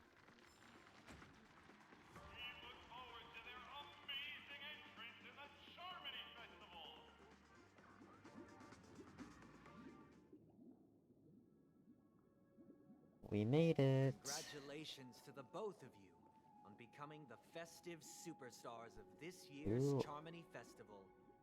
Before entering the grand Whose voice is that? I, on behalf of the Sunday. organizers, extend Sunday. my sincere congratulations to you, wishing you joy under their radiance. Why are you here Sunday?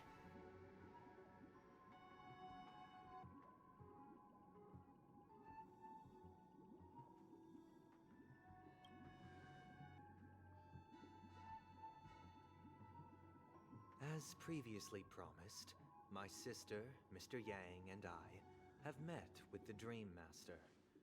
We Yes. delved into the truth about Penacony and its Stellaron, and have come to a consensus. Both I and the Oak family cannot acquiesce to your request.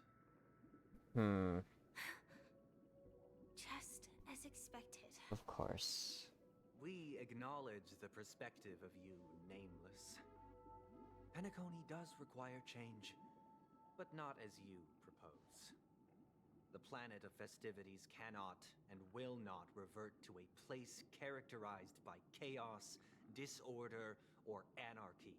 As if it's not already Through your characterized journey of by overcoming chaos, disorder, and obstacles, anarchy. You must have glimpsed the essence of that era.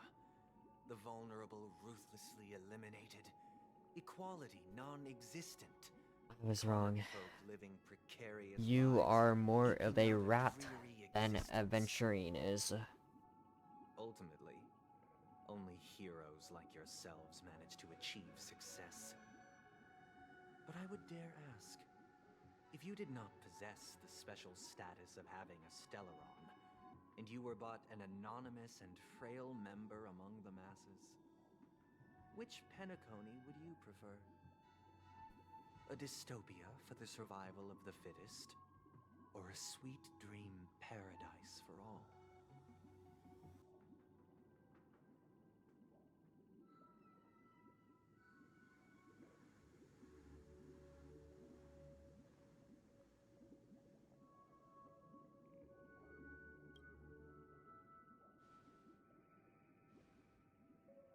Why are you asking me? Not the point.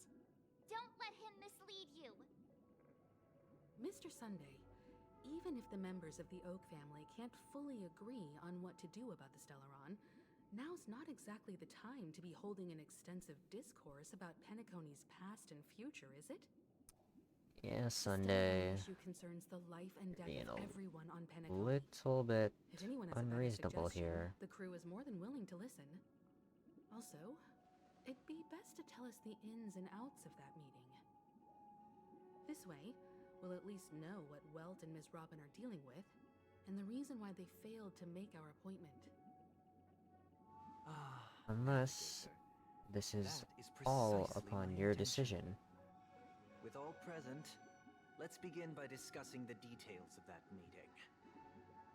Let's talk about our tribulations and choices, our ideals and beliefs, and our final course of action. The only path to take.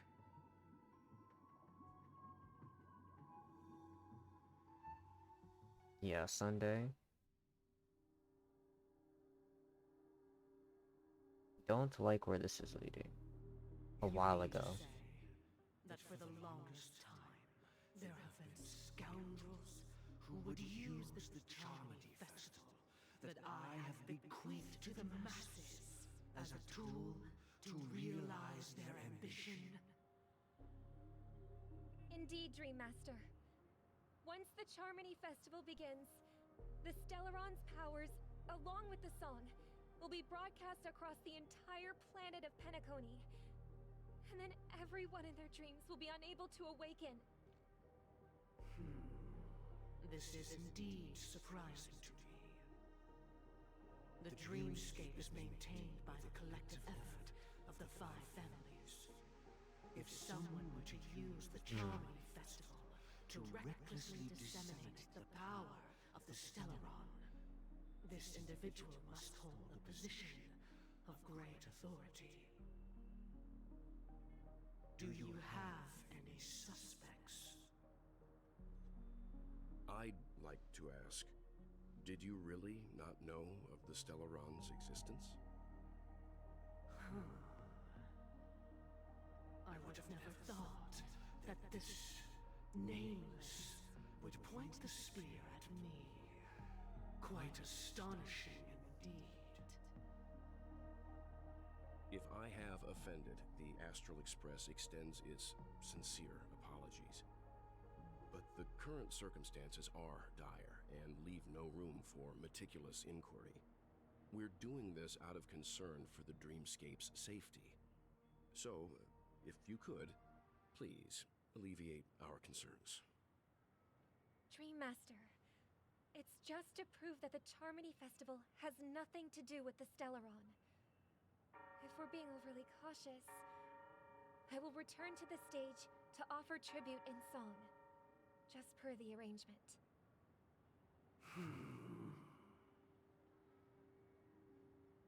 Sunday, Robin, I've watched you two grow up and know your dispositions like the back of my hand.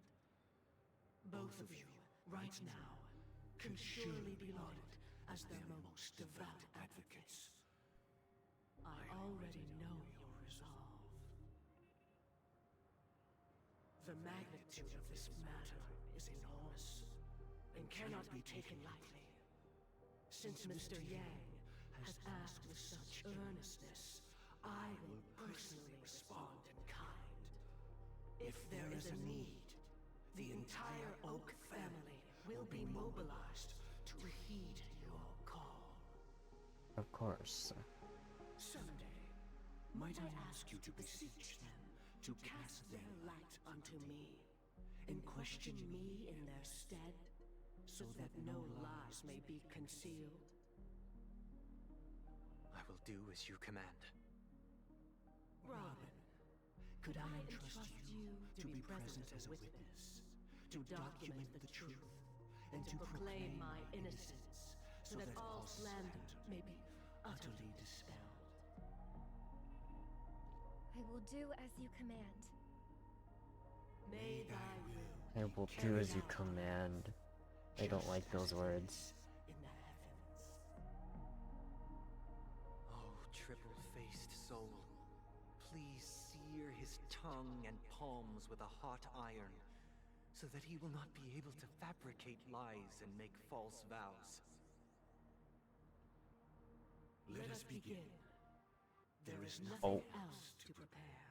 The screen has become trippy again. Oh my god, this hurts my eyes. I have to look at the center of the screen. I can't look at the edges. Question. Have you devoted your life to your god, never worshipping other gods? Naturally. Do you love your god as you do yourself, always heeding their admonishments? Naturally. Have you strayed from the path expected by your god, betraying their name? Never. Have you ever been inordinate with your asks of your god, coveting more than the foundation I'm of not creation too convinced with him answering these questions. Never. Then, Because even Aventurine was able to twist some of his responses. do you swear to fulfill all vows, past, present, and future? With the Eon as my witness, if I do not deliver on my words, or if I renege on my vows, may I be cursed in accordance with divine law. They have seen your faith, and have endorsed your faith. With this, it can be evidenced... Just a moment. What is it, Mr. Yang? I have another question I hope to have answered. To my understanding, the family's harmony and prosperity have never relied on so-called divine laws. The god you both mentioned, are they truly Shipe? Mr. Yang should know that those belonging to the family toil together as if they were kin, embracing solidarity and unity under their light. All duplicity is laid bare before the harmony. That doesn't answer the question, Dream Master. Symphony. Which other god could perfectly harmonize this, if not for the Great One? Shipe. That doesn't answer the question. Perfectly harmonize. Therein lies the problem. It isn't an outsider lurking in the shadows who changed the harmony, but a dissonance that has surreptitiously emerged from within this very symphony itself. In the distant past, there existed an Eon. With one flick of the wrist, they crafted the laws of the cosmos. Their followers formed the Beyond the Sky Choir, spreading solemn and reverent hymns throughout the universe. Later, they fell. The route traversed by this Eon clashed with the harmony, ultimately being absorbed and fused into it. The chorus that once reverberated across worlds fell silent, and when it echoed anew, it was transformed into the hymn of harmony. Though an Eon may perish, paths with no masters still linger. In the all-forgiving harmony, echoes of bygone dissonance may subtly arise. Mr. Yang. Being overly astute can be a detriment. Especially when you find yourself Well, there's our answer. and without allies. So this is how it is. For the sake of our grand cause, Sunday, please afford these two an opportunity to rest. What? Rat. You are a rat, Sunday.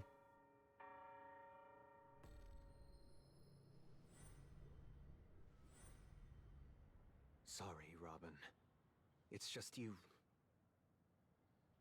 I did not wish for you to know this.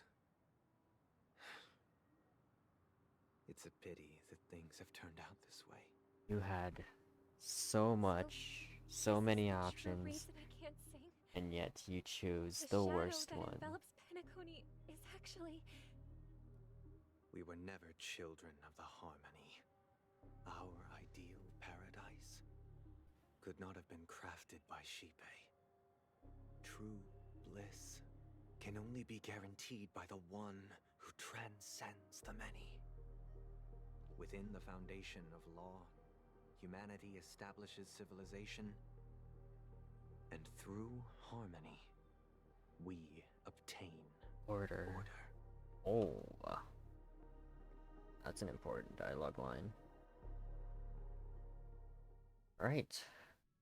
And we come back to the present. To think that there would be remnants of the Order on Penacony. What have you done with Mr. Yang and Miss Robin? Don't worry. I just gave them some time alone to ponder their fates. You should know that these actions make you an enemy of the Astral Yeah, Express. I don't think you want to be an enemy of the Astral Express. Against the nameless. It would only be myself. Do you know and the Oak things that we are family capable involved. of? But we haven't reached that point yet, have we? Your efforts for the justice of Penacony are evident to everyone, and have been widely observed.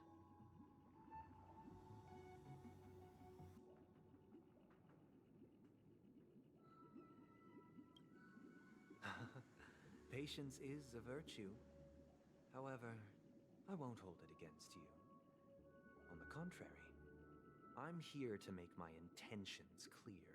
And what are your It intentions, is the Sunday? Order that drove What you are to they? imprison Welt and Robin, and you're using them to coerce our compliance, then there'll be no point in entertaining any type of discussion. You're mistaken, Miss Himiko.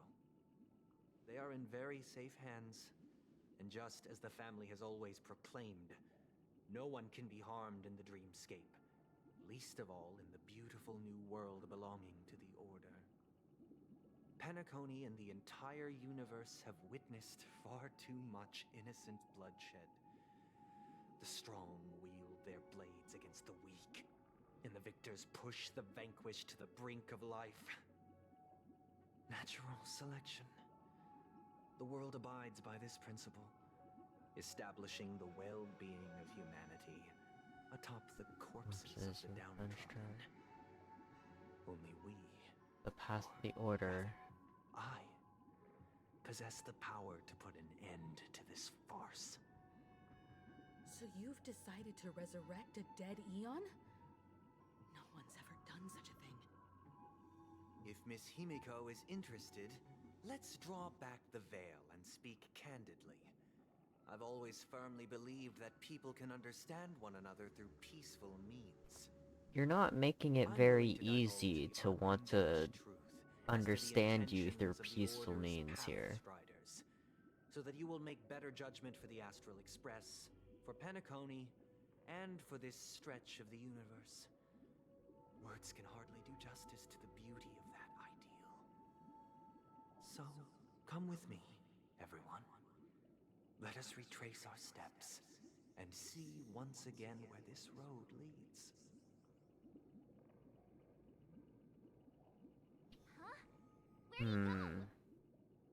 Welcome. This isn't any location in Penacony's dreamscape. It's my inner world.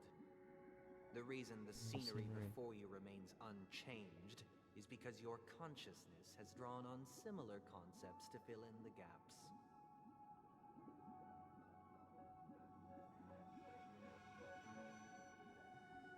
Did you do the same to Welt? It's a tuning process. Stronger in effect and more Oh, draining that's on the mind. creepy. The gray-haired guest has experienced it before, so she should understand what it entails. Tuning allows you to intuitively grasp my feelings, which also means that I cannot hide anything from you. Now, everyone. So for once you won't be hiding things from us, Sunday. The road we once took begins here. From this point on, you will witness the numerous decisions I've faced. I've selected a portion of these to share with you. I believe after going through similar predicaments, you'll be able to better understand my thoughts. Let's begin. Okay, Sunday. The first decision. Enlighten us. A story about a baby bird. This is the charm. This is the Charmony Dove. Robin and I were very young. We were victims of the Stellaron disaster, and the family's Mr. Gopher Wood, who would later become the Dream Master of Penacony, saw that we siblings had no one to turn to and took us in. Later on, Robin and I lived a time with nary a care in the world. One day, after dinner, while my younger sister and I were lounging about in Mr. Gopher Wood's yard, we spotted a fledgling Charmony Dove all on its own. That baby bird was tiny. It didn't even have all of its feathers, and it couldn't sing. When we found it, it was already on its last breath, having fallen into a shrub, probably abandoned by its parents. We decided to build a nest for it right there and then. However, thinking back, that winter was unusually cold, with fierce winds at night in the yard, not to mention the many poisonous bugs and wild beasts in the vicinity. It was clear that if we left the fledgling in the yard, it stood no chance of surviving until spring. So, I suggested we take it inside, place it on the shelf by the window, and asked the adults to fashion a cage for it. We decided that when it regained its strength enough to spread its wings, we would release it back into the wild. The tragic part, something that we'd never considered, was that this bird's fate had already been determined long before this moment. Its destiny was determined by our momentary whim. Now, I pass the power of choice to you all. Faced with this situation, what choice would you make? Stick to the original plan and build a bird with nest on the soft net spot. where the Charmony Dove fell. Or build a cage for it and feed it, giving it the utmost care from within the warmth of a home. I eagerly await your answer. Well, I know what my answer is.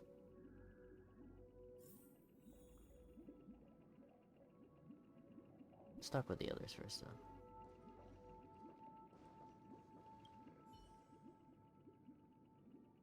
What does March have to say? That guy just casually throws this kind of question at us?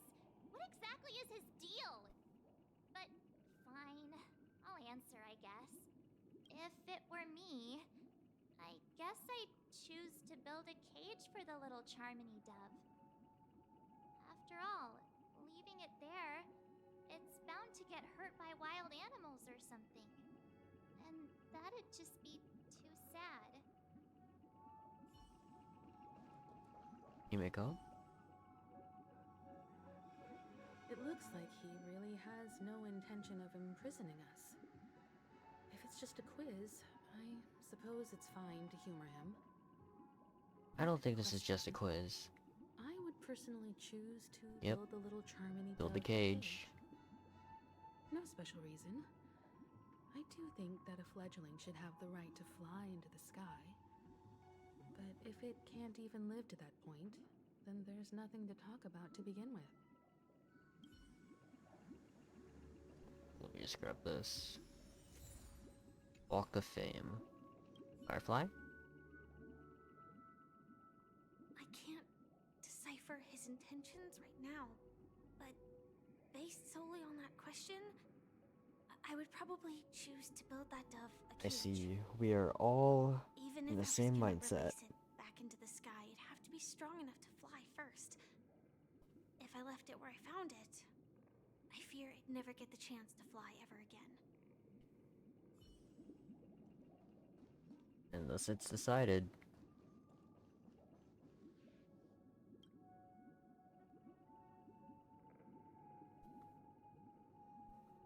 Build a cage for it and feed it, giving it the utmost care from within the warmth of a home. I'm happy to see that you made a choice similar to ours. If your mind is made up, let me reveal the outcome of this choice. We passionately nursed it back to health, preparing only the best food for it every day. We even preened its feathers. Later, on the day that Robin left Penacony, we opened the cage door and let it fly back into the sky. I watched it for a long while by the window, probably about 3 or so days. In those 3 long days, the little Charmony dove tried again and again to spread its wings to fly into the sky, but fell to the ground, only to keep trying. Finally, on the 137th attempt, it succeeded. But its attempt did not go perfectly. After flying unsteadily for a while, it fell to the ground, unable to grasp the direction of the air currents. The fall shattered its wings. It writhed helplessly in my embrace. But it was all for naught, finally succumbing to a painful demise. And in that instant, our tender care, our given love and hopes, they all became the inevitable push that sent it to its death. I deeply regret the choices we made. Next, let us head to the second decision. This time, it's the story of a dream chaser. Sunday thinks they pushed it to its death. This story Instead of seeing it as they gave it a chance. A position exclusive to the Oak family, charged with listening to the problems and vexations of Dreamscape residents, and providing them with the relevant guidance. Oh, this was during a that period confession that I had booth. the opportunity to hear voices from all corners of the Dreamscape. Joy, sorrow, arrogance, regret. The complex tapestry of human nature that formed the world. And I was fortunate to catch a glimpse of it. He was a dream chaser and an illegal stowaway. Just like the rest of them, he came to Penacony in search of a better life. Except that, to most people, the price he paid, I suppose you could say it was everything. He told me, I sold everything I could at home. The house, the land, even his 2 children. He said he could not afford to raise them, and that at least they could eat if they lived as slaves. He had a plan in place. He would buy back his children once he had made his fortune, and enjoy Penacony's beautiful dream with them. Alas, his plan to smuggle himself was somewhat clumsy, and he was sniffed out by those pig-headed hounds. After hearing the Dream Chaser's story, I immediately appealed to the Bloodhound family to cease their pursuit. That way, at least he could live peacefully. But I was still too naive to the ways of the world. I did not anticipate that what I thought was a kind gesture would later lead to dire consequences. I'll tell you the outcome soon. For now, I'd like you all to make a choice. Okay. Will you do as I did, and try to convince the Bloodhound family to stop their pursuit, so that the Dream Chaser may live peacefully and realize his wishes? Or will you remain silent, leaving him to languish while the hounds are hot on his heels, until his inevitable judgment arrives? I look forward to everyone's decisions. Who knows? Perhaps they might even alter the outcome of this tragedy.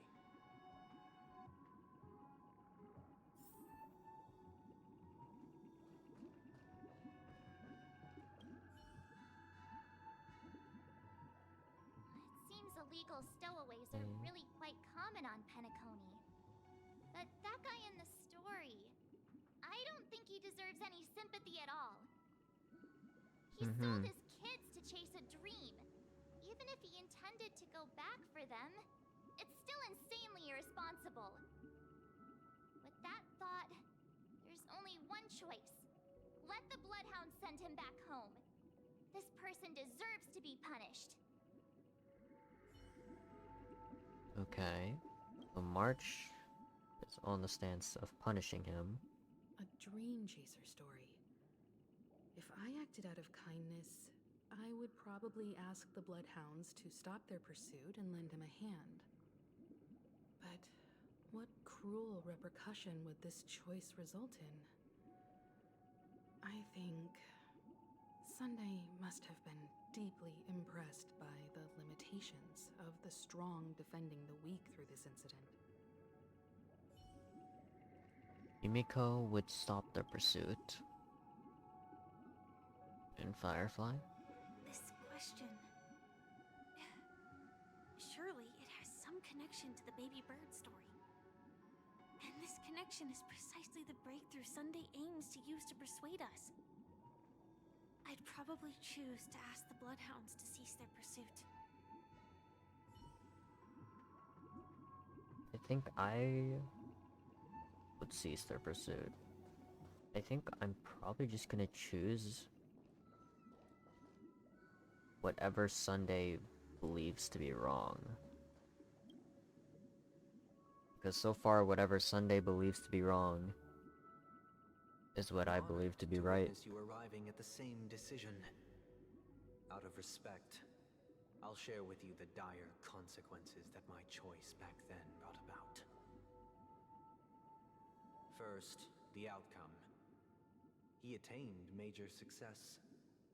After avoiding capture, he ran a business for a few years, very quickly making a name for himself, elevating his status. He might not have become a tycoon like old Audie, but he was considered a character of excellent repute. Now then, did he realize the wish he set out to achieve? No. The last time I saw him was in the real world, where the hounds were going to permanently exile him, and I was the accompanying bronze melodia. The mission was simple. Listen to the criminal's repentance.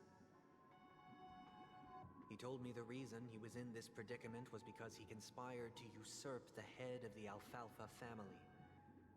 When I asked him about his two children, he instead responded with a question. What children? In the end, my heart aligned with the harmony, and the good deed I dared to undertake held no value, turning instead into a wrongdoing. It created a lamentable oppressor and countless oppressed individuals. But you gave him a chance. As to your choice, I once again offer my heart. You don't control. Next comes the You don't control. You can't control what they will do.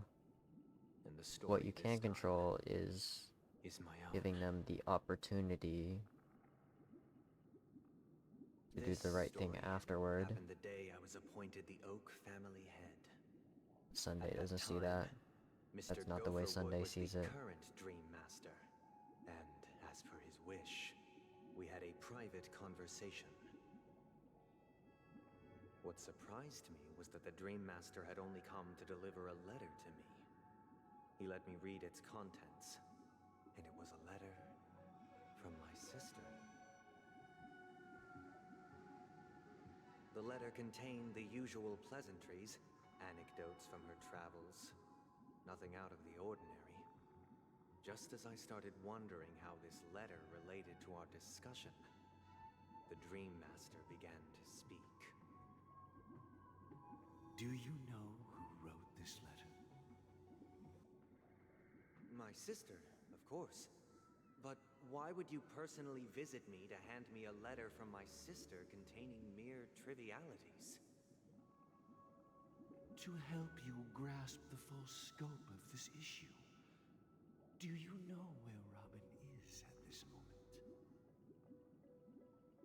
From what the letter indicates, she must be in Caspelina 8, correct? She's touring there right now. Correct. Has she mentioned anything about a stray bullet? A stray bullet? What? A war has broken out on that planet. It is because of this very reason that Robin chose this destination. To spread the word of the Harmony, and to save the lives of that planet. She personally made for the front lines. She hoped to ease the people's suffering with song, and was willing to brave mortal danger to deliver the IPC's medical supplies. Unfortunately, stray bullets show no such compassion. Is she all right? If the operation was successful, she should probably be recovering in the field hospital. By the eon above, the bullet struck her neck directly, yet possibly as a reward for her consistent deeds of harmony, it didn't hit any vital arteries. Once you've attended to your outstanding tasks, it'd be advisable to write her back as soon as possible. Those damned savages! I'll pack my bags right away. My gratitude for bringing this to my attention, Mr. Gopherwood. Now you understand why she always wears such elaborate neck ornaments, don't you? Just to hide the scars. How could this happen? Miss Robin. It's all in the past. Not all good Please doing don't is worry. rewarded. I share this in the meager hope that you will understand the Harmony's limitations and predicament. As grandiose as the strong defending the weak sounds, many times, it is nothing more than wishful thinking. You're just wrong, though. I've prepared one You're last just question. wrong. One last choice. But rest assured, this choice will not have any grave consequences. Because this is merely a figment of imagination. A nightmare that has haunted me through countless nights. If you ever had the opportunity to make a choice like I did, would you still support Robin's journey on the path of harmony? Yes. I mean, I would just always support her. Can't believe that happened to Miss Robin. The strong defending the weak is a great mantra, but if I had to pay such a price, I don't know what I'd do. March doesn't know. I often feel like I've dreamt of similar scenes on certain nights. In the dream, I see blurry faces. I don't know who they are, but I sympathize with all of them. Fighting for survival against some unfathomable force. Their confusion and fear are lucid to me. But I also remember they chose never to give up. Just like Miss Robin. If Mr. Sunday's question leaves you puzzled, you should find the answer from your own experiences. With each trailblaze, dangers and tribulations will surely follow.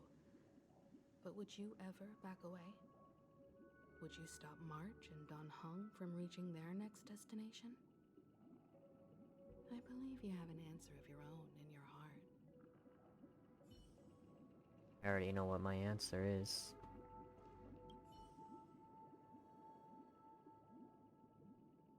Miss Robin's courage is admirable.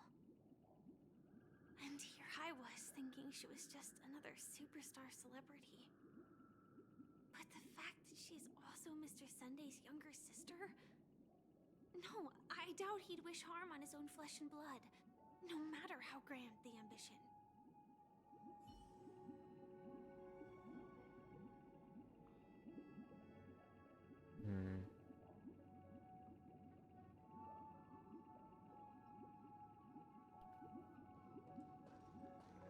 I think I know what my option is.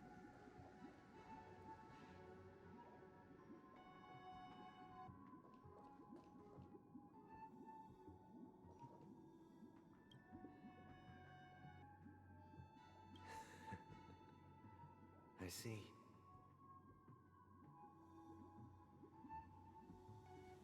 I am now aware of everyone's stances. Raising these questions merely serves to illustrate one point. The plight of Penacony cannot be salvaged by the harmony. The true foundation for a sweet dream paradise can only be established through the order where the strong govern the weak.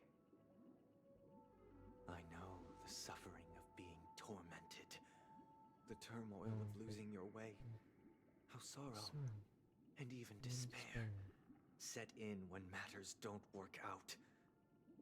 All of this causes me unending pain, because this is not what happiness is at all.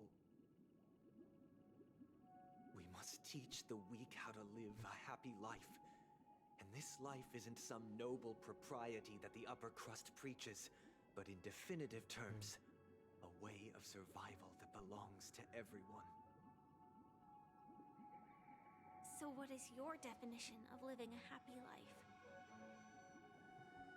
I feel like I'm not gonna like this Good definition. Question. Human consciousness is fundamentally an illusion, a cage known as self-worth. People lured in by this illusion make mistakes, yet still ask that external influences bear the burden.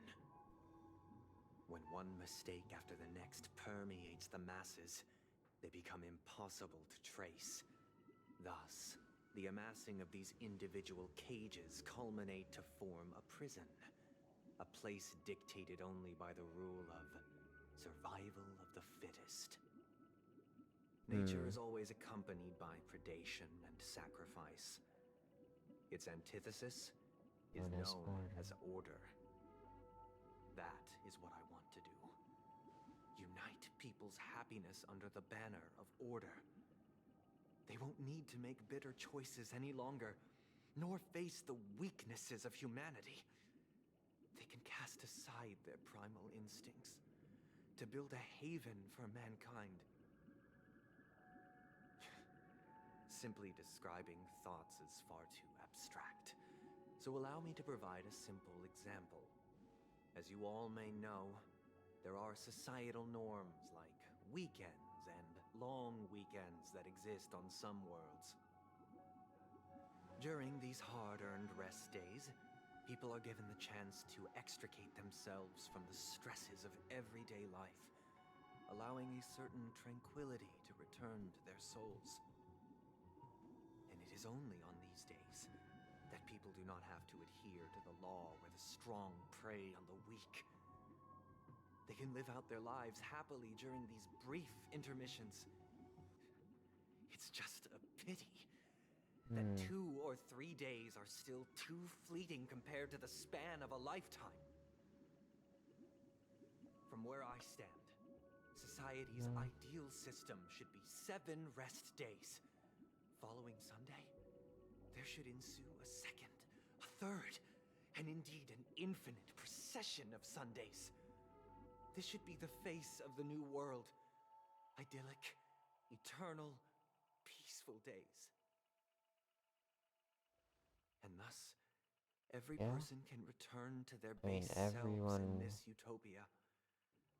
Some gaze in reverence at the stars, pouring their whole I'm sure beings everyone into calculating would the see distance that between us and think the they isolated want world that. of Pagana. Meanwhile, But what purpose do you some seek hold if refuge in quiet corners, you have no holding work one another, days? unencumbered by the chains of unwelcome obligations? What are you There would working be no need to towards? bear the hardships of reality. Only in this way can humanity face the inevitable end with the purest of spirit, living a life of dignity. This is what it is to live in bliss. Miss Firefly, you who are stricken with entropy loss syndrome, you of all would surely understand this.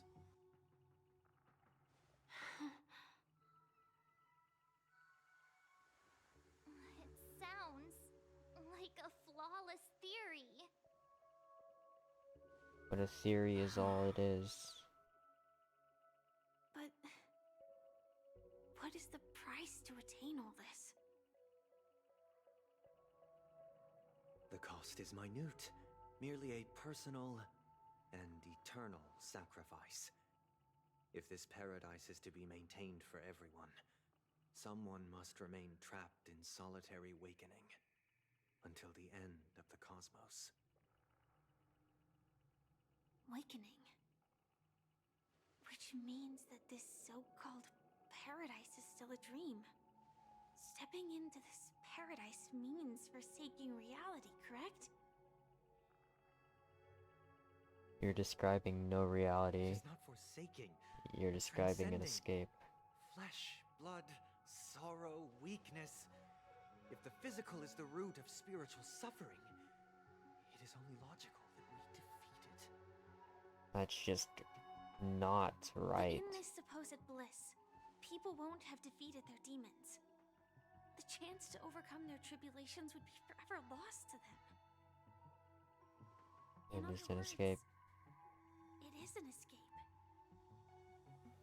That's all Penacony has ever been. That's all the dreamscape has ever been from the beginning. Seeds of escape exist in everyone's It has hearts. been an escape, Don't you agree, Miss Firefly? not a As way to to why we overcome sleep, it is your because we are afraid to awaken from our dreams. difficulties, not to overcome But this anything. is not in conflict with the grand plan.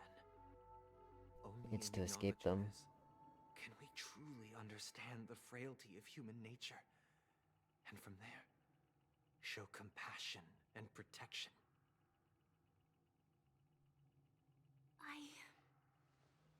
No.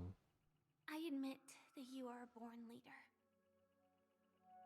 Your perspective on humanity brims with pessimism. Yet you express compassion for all, even when your heart pities them. But unlike you, I live for the self. From my perspective, individuals making choices for themselves is their birthright.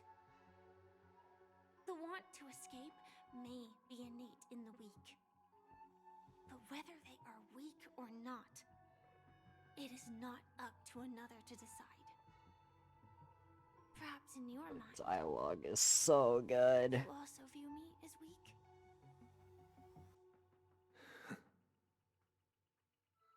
Oh, that dialogue is so good. I think so. Dan Since Miss Firefly. Firefly has said her piece, the Astral Express will also naturally give you our answer. We'll leave it to you. Just as Mr. McHale instructed before. Tell him our choice.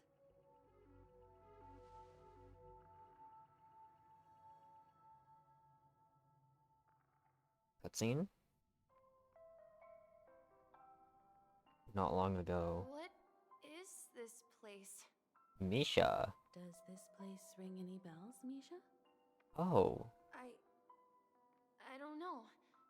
But I feel a sense of deja vu. What is this place? It's the realm within a dream bubble. This was left to the Astral Express by a nameless, but weirdly, when we entered it, it was completely empty. Oh, and Dr. Misha Edward from has the entered it. Dreamscape sales store told me that dreams are formed from memories, and a dream bubble can't take shape if its core is empty. So I thought you might be able to help us in unraveling this mystery, Misha. As a hotel doorman, you know Penacony best among us. I don't know much about dream bubbles, but if you want to figure His out little what this badge. mansion is, I'll do my best. I'm counting on you then. Himeko, I still don't get it. Why were you so sure that Misha had a connection with Because this dream bubble? because Misha has a connection with the Astral Express and the Nameless. Just a hunch. But since Misha He is has familiar with this place, a Nameless badge. my hunch might be correct. It's probably connected to Exactly. Mikhail in This some is way. where you and Firefly encountered death, which we now know as dormancy. Considering its connection to Dreamflux Reef, it's not surprising it appeared here. The question now is, who brought you here? Based on the clues we have so far, it's unlikely to be that masked fool. So identifying them is crucial to us. We're Who drawing did bring closer us to the here? truth once more. 'Cause Let's give Misha some time. Sparkle I believe he'll unveil put us the to secret sleep. of this dream bubble. But was she the one that brought us There are here? doors all over the place. Which one should we choose? Do you have any idea, Misha? I guess maybe this way? Oh no, not the never-ending doors again. I'm not entirely sure, but let's give it a try. Stream 4. Wait, you managed to choose the right door on your... Weird. This place is quite different from the hotel. But I feel like I've been here before, and even lived here for a while. If I remember correctly, there should be a fireplace down that hallway. Clocky and I used to sit by the fire, listening to the crackling of firewood. And the room on the other side was the toy room. Okay, I so loved Misha spinning out all was the one of the toys from people box on the floor and when we were making going up through there. stories for But each who was the other person? Hold on. This doesn't make sense. Didn't Or I grow up in Misha was Dreamflux Reef? actually no, Misha was this person that was calling for Mikhail in 2.0. This could be a case of amnesia. But don't worry, Misha. It's common for everyone to forget certain aspects of the past. Those memories haven't vanished. They're just lying in the depths of your mind. We can surely get them back. Since this place seems familiar to you, why don't we explore a few more rooms and see if you can recall anything more? Yeah. Then let's check out the rooms I just mentioned.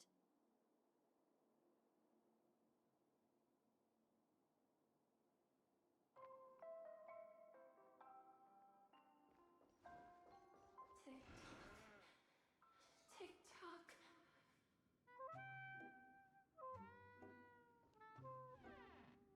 I heard some noises from the room. Origami bird? That's a friend of mine. You and Origami Bird are friends? Yeah. It's a member of the Compass crew, just like Clocky and Miss Mirror. And there's more than just one Origami Bird. They are a big family with lots of brothers and sisters who look the same. They follow Miss Mirror's orders and handle all sorts of jobs on the ship. They're the best sailors. Sailors? Can origami birds be sailors? Could you tell us more about the compass, Misha? The compass is a ship bound for the new world. Clocky and his partners travel through layers of fog to the depths of the sea. Whenever there is danger, Clocky will use a compass and guide the ship in the right direction. That's a great story. But in the Penacony cartoon, Clocky and his partners have always lived in Dreamville and never ventured out, right? Huh? Oh, that does seem to be the case. Weird. I clearly remember Clocky arrived in the New World in the end. Perhaps Clocky has a hidden past. So, where has Clocky gone? Did he leave to protect Dreamville?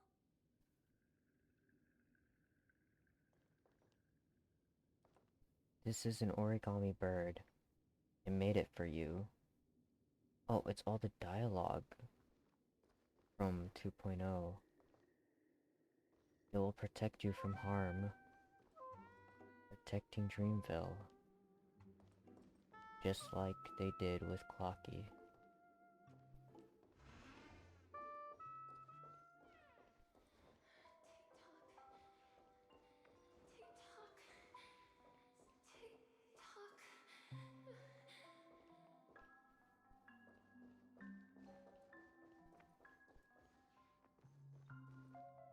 Mikhail, that's the name.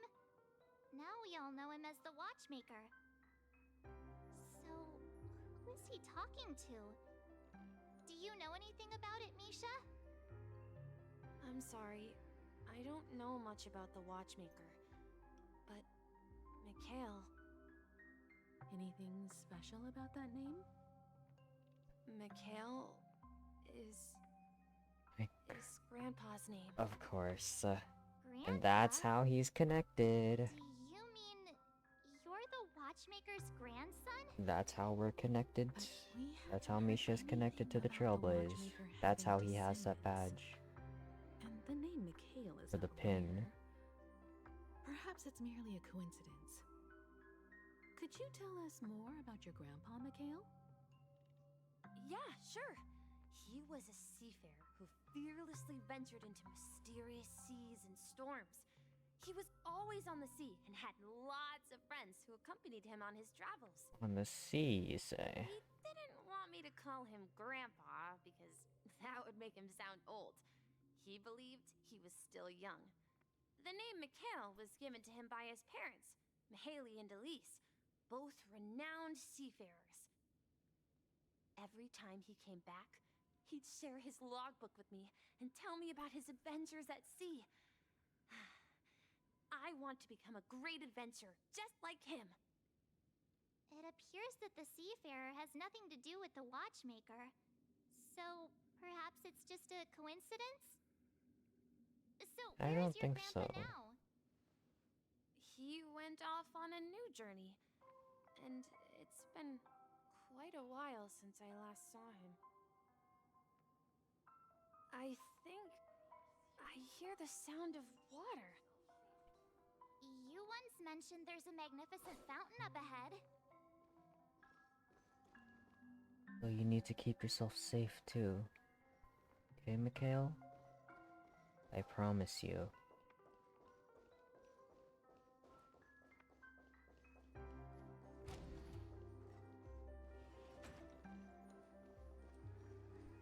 Look, there it is!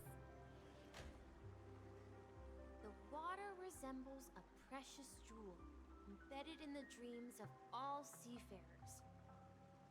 Every time I gaze at the shimmering lights beneath the waves, it feels as though I'm back in this place, standing by your side. Have you recalled anything, Misha? Yeah, I saw these sentences in Grandpa's logbook. He used to say that despite the perils of the sea, whenever he stood on the deck in the afternoon, overlooking the sparkling waves, he would think of this fountain in front of his house. He often said that those moments felt like returning to his family's side, and the difficulties at sea didn't seem quite as challenging. You know, I quite understand such sentiments.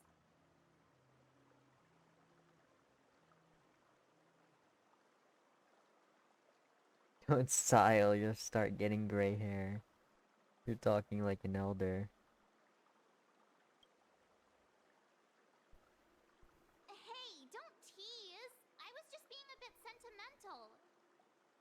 Perhaps every adventurer far from home carries a fountain within their soul. Even though the other side of the sea remains shrouded in the unknown, the fountain in front of his house serves as a compass, leading him back to his cherished ones. Yeah, while Grandpa was at home, we would stand by the fountain and place the compass, a toy boat that I made, into the pool. Back then, I would ask him when I could go on adventures like him, and he would always laugh and say I was still too young. It seems this Mikhail is truly a seafarer and has nothing to do with the watchmaker. Yeah.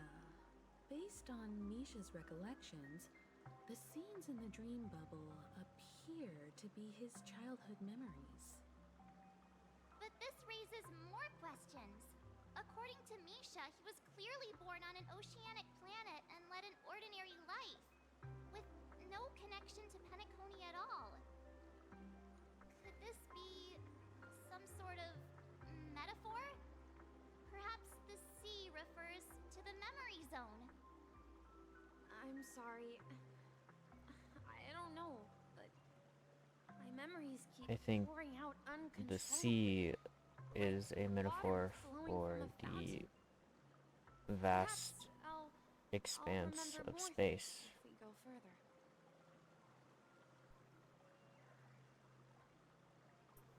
Such is where the Astral Express and the Nameless explore. I wish to share your burden. This is something very important. Something very important. Side, right? No. I wish to we share should your burden. turn left here. Huh? Something feels different about this place.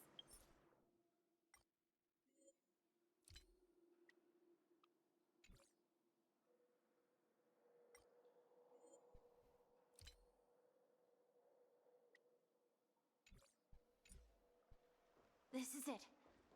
I remember this corridor. I want to go too. Up ahead is Grandpa's study. It was in that room that I saw him the last time. Let's go. Alright. You come back?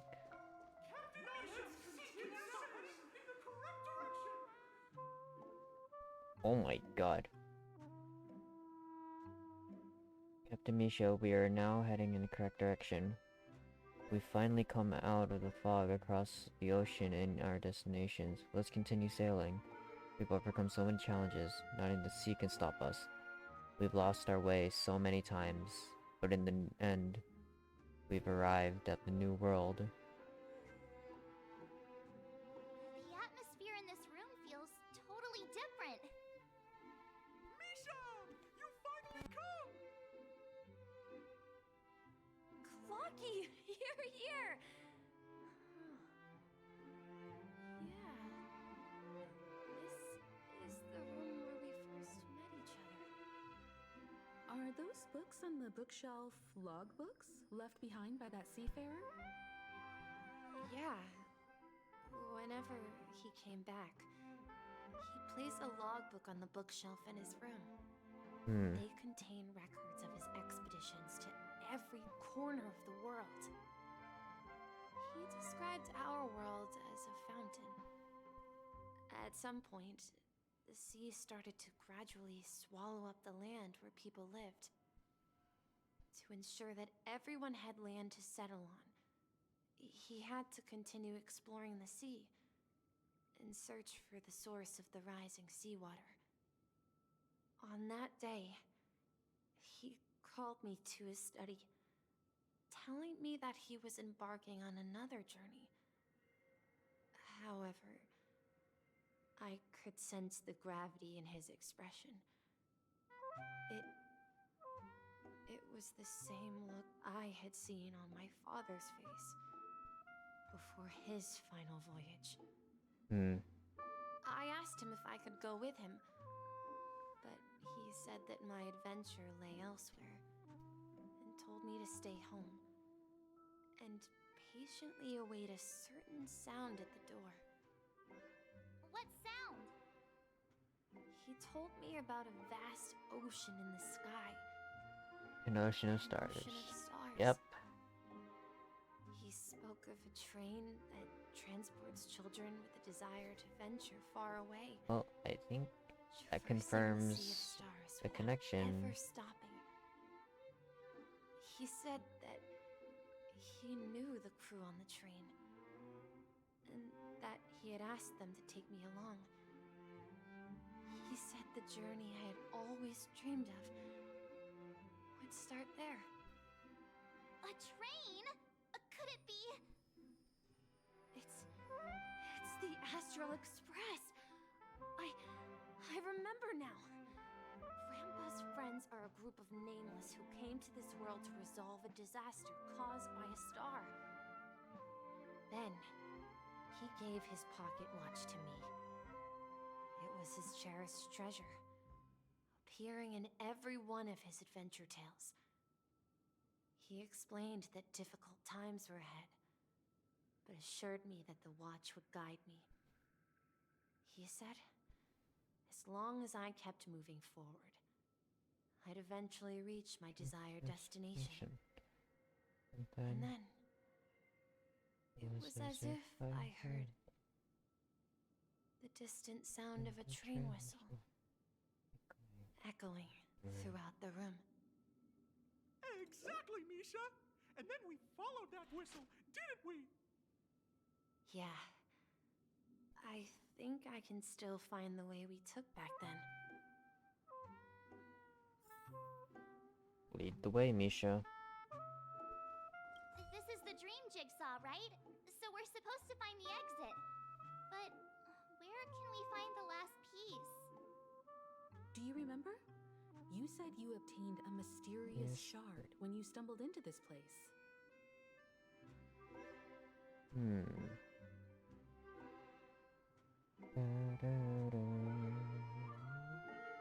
Check inventory. Hey, the shape seems to match.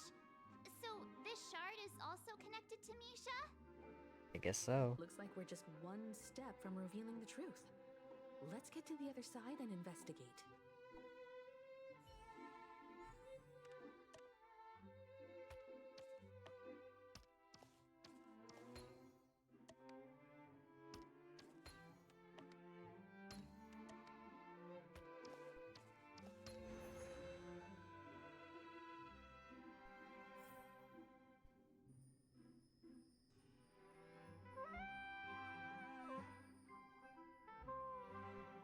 Hold on, give me just a second.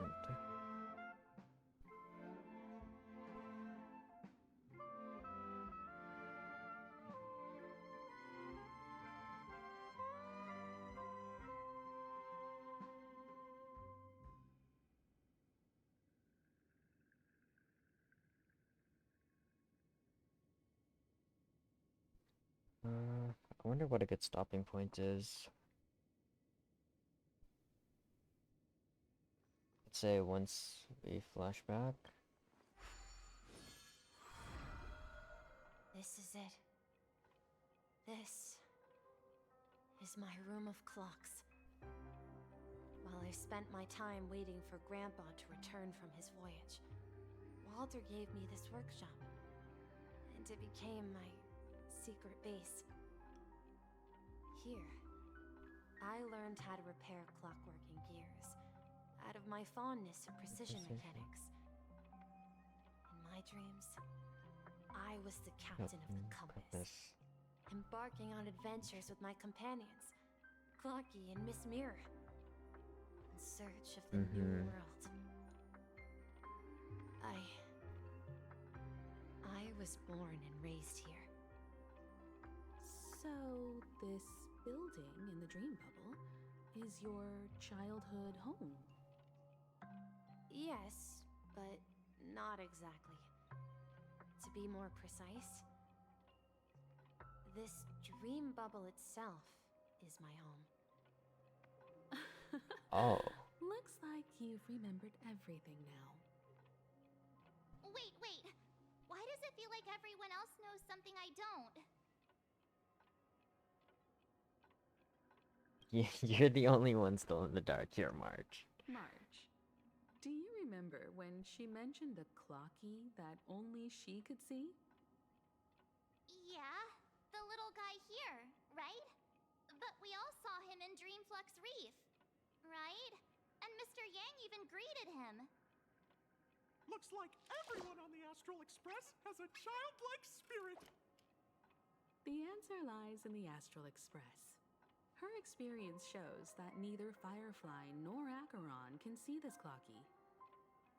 And when we were in Dreamflux Reef, you may have noticed that for some reason, nobody outside of the crew had ever talked with Clocky.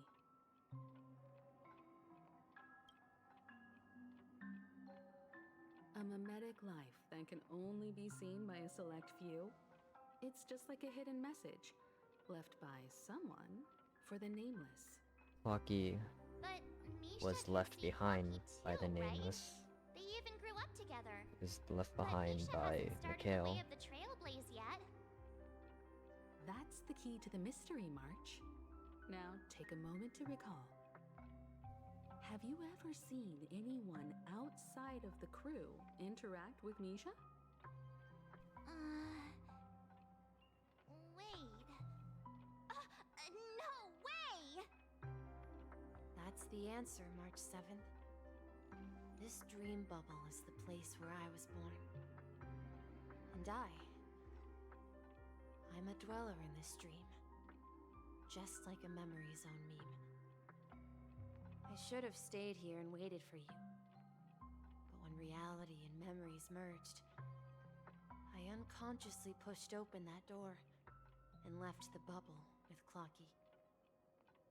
So it's not that the Watchmaker's dream bubble is empty, But rather, what we were meant to see the stuff inside ran away? already left. And the whistle you heard, was the sound of the express arriving at Penacony? That's one way to see it, but I believe there's a longer story behind all this. It's best for Misha himself to explain all the details. How about we start with your name? Now, should we call you Misha, or... Thank you all for helping me rediscover my true self. Mikhail? Now, please allow me to reintroduce myself. I was born on Lushaka, in the Presmere system, adopted by seafarers Mikhail and Char. They gave me a treasure, a name that carried their hopes. And you Mikhail are? Char Legworth. Yep. Or Simply Misha. If you prefer, you can call me by a more familiar name. The Watchmaker. Yep. So, you're the Watchmaker himself? You knew it. Fucking knew it. That legendary figure is no more. I am only a reflection of his life. As for the child who has been with you, he's the innocent protagonist of Misha's childhood dream. A friend of Clocky, a young apprentice, and a future mechanic on the Express. And this also marks the beginning of his journey, devoted to the Trailblaze. At the end of the journey, I left this little flame, which I so cherished, in my deepest dreams. hoping to pass it on to the nameless of future generations. However, he somehow left the dream bubble and forgot all about his task. I apologize for all the confusion this caused. Because he was born with a desire to trailblaze, wasn't he? So he took that desire and left. His role as a guide. He remembered it, and that's why he mistakenly appeared as a hotel doorman in her dream from the very beginning. The one who brought our unconscious friend here must have been Misha. If that's the case, we encountered the Watchmaker's legacy from the beginning, didn't we? Misha is a Watchmaker's legacy, in a Friend sense. says I always take big detours and end up back where I started. Perhaps that's what every nameless has to go through. But in the end, you found me. I'm sure you're all wondering what my legacy is. I believe my hound has mentioned the Stellaron and my wealth. If I may Hound? apologize, Oh, the Gallagher. Stellaron part is real. As for my wealth, however, it's nothing more than a baseless rumor. I left my homeland as a child and embarked on the journey of Trailblaze. I traveled to various planets until finally reaching Asdana, where my friends and I built the original Penacony and fought for its future ever since. I've been moving forward all my life, doing what I could to overcome the obstacles in my path.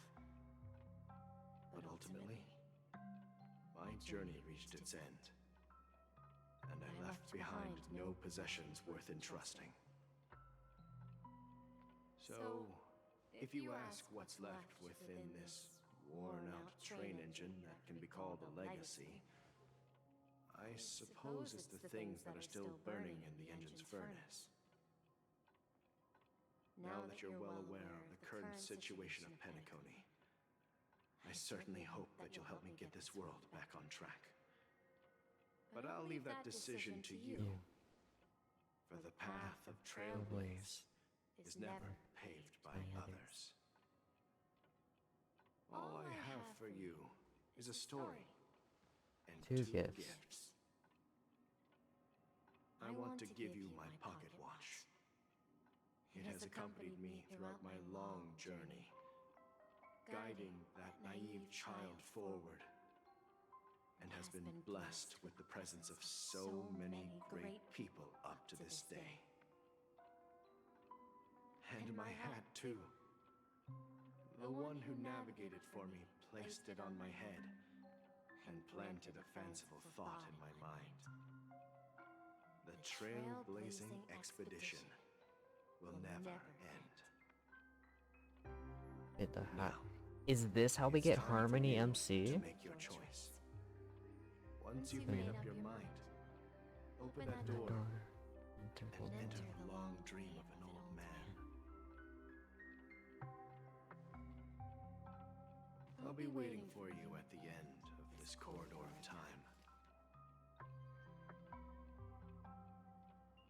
All right, everyone. Let's make a decision. Oh, but I can't just leave off here.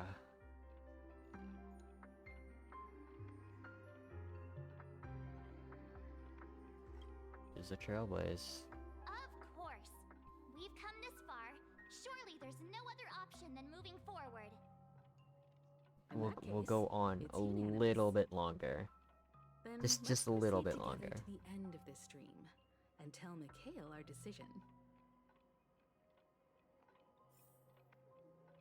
Once I get out of the dream, I'll end it off.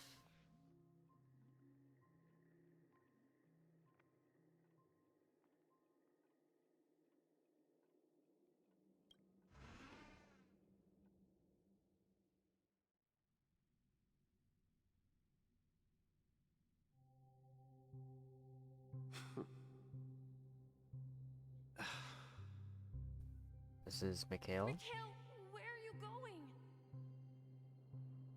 Someone has to step up and save Lushaka. Mikhail So why Char can't it be Legwork. me, Misha? Seafarer Mikhail. Please don't go. And if you must, please take me with you. Don't leave me alone. Even without me, you know how to proceed forward, brave Captain Misha. The compass is waiting for you. Haven't you always wanted to be a better adventurer than me? Now go, board that train and start your journey. Where are you going, Mikhail? Navigator I'm going to Falcon. clean the floor in the parlor London. car. I've promised the conductor. Wait, first tell me, did you fix Falcon this watch? Munson. Yeah? I know what it looked like before. Its chain was broken, the back case torn, and the marks on the dial all worn out. How did you manage to fix it? Well, it's hard to explain, but I knew it could be fixed. It's the hands, Mr. Amundsen. Its hands were intact and pointing in the right direction, so I knew there would be a way to fix the rest. I see. You'll work with me from now on. Haven't you always wanted to tinker with this train? You're its mechanic now. As for the conductor, I'll do the talking. But I only know how to fix watches. Don't worry. You've got what it takes. I'll teach you what you need to know. Where are you going, legwork? It's time to head to our next stop. Navigator Granholm.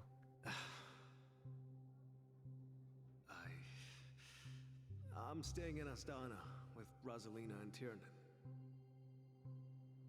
I see. This place reminds you of home. The people of Astana have only achieved a tiny victory and still have a long way to go towards true freedom. Hanunu needs us. Don't worry, not all journeys lead to the stars.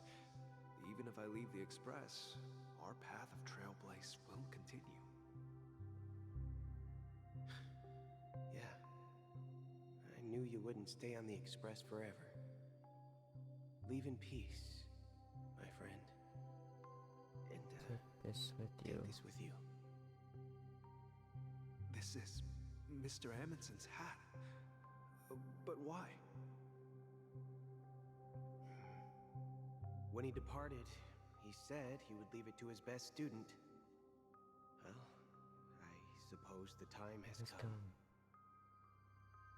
Farewell, legwork. Take care of Tiernan and Rosalina. And don't forget to write to us.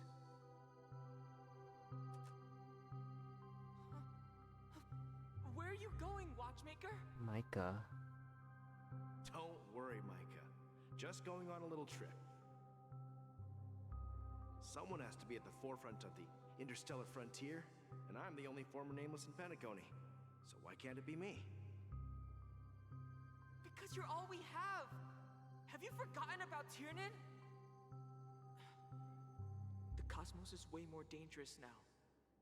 What will happen to Penacony if we lose you too?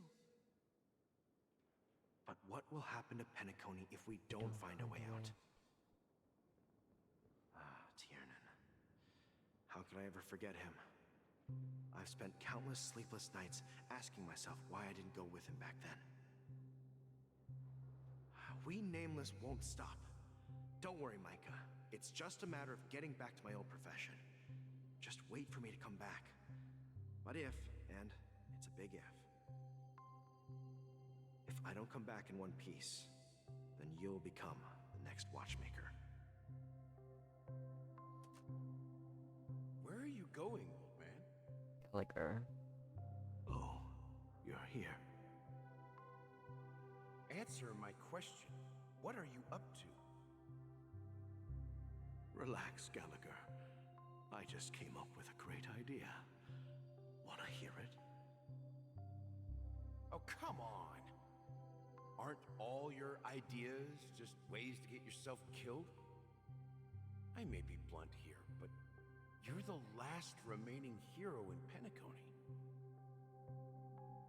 If you die too, the secret of the Stellaron will go to the grave with you.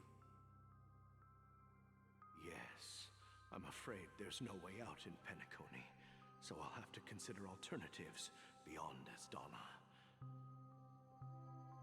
We'll organize a festival using the Watchmaker's legacy as a facade and send invitations to the entire cosmos to gather people here. Here's the entire Watchmaker legacy plan. And this is the plan that Gallagher initiated. Desperate. Don't we have you here, my friend? This task is challenging, but what hasn't been challenging for us along the way? Well, whatever you do, remember, make sure to send an invitation to the Astral Express. Misha! Where are you going? This is when Misha left. It's you, Clocky. Take me to Dreamflux Reef. Oh, no. This is, Last night, Misha's last. I had a long dream about the day we met. I want to write down that dream. Write it down? Why? Oh, so I won't forget it. Do you remember how you got your name, Clocky? Of course! You told me that when you were a kid, you lived in a room full of clocks. Those wall clocks and pocket watches grew up with you and were your best friends. Yes, but what I didn't mention was there's a funny misunderstanding behind it. I was a kid, and there was always a special pocket watch in my memories. It was with my grandpa, guiding him on his sea voyages and leading the way in his every adventure story. I wanted to have a pocket watch like that too. And that's when you appeared in my dreams. Yeah. Every night, we boarded the compass and set sail together. But you know what? It wasn't until the day my grandpa gave it to me that I realized it wasn't a pocket watch at all. It was a compass. So, your name should have been Compassy. And the Watchmaker is just a nameless.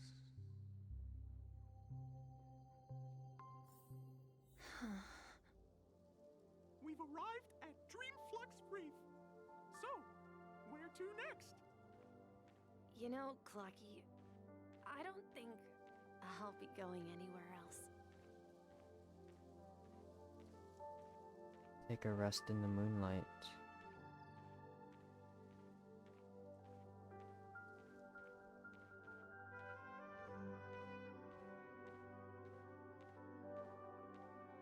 Is the chair empty? Chair is empty. So we are Misha, or Mikhail Legwork. In our final moments. I've traveled far enough. It's time for a little break. Oh. So, we'll set out again. When you're rested? No, I'll stay here. And then, this is where it ends. This is where it ends? What What do you mean, Misha? You told me that the trailblazing expedition would never end. Yeah, that's what I said. So now, it's up to you to decide your next destination. My next destination? What's that supposed to be?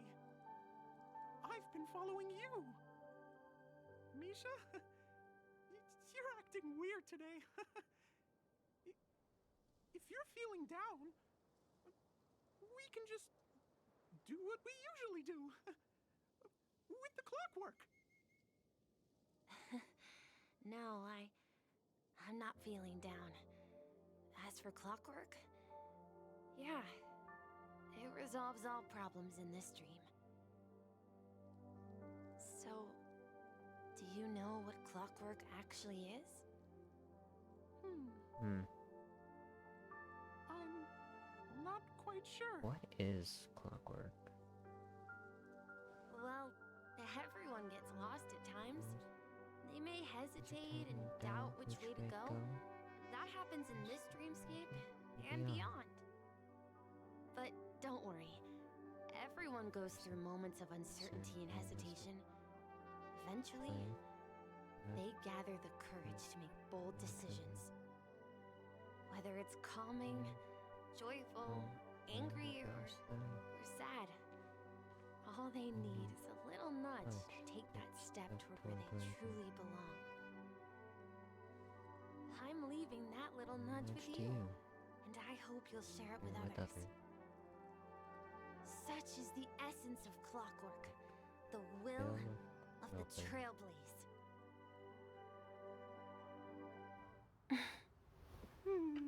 Clocky's hands spin around non-stop, indicating confusion, frustration, and weakness.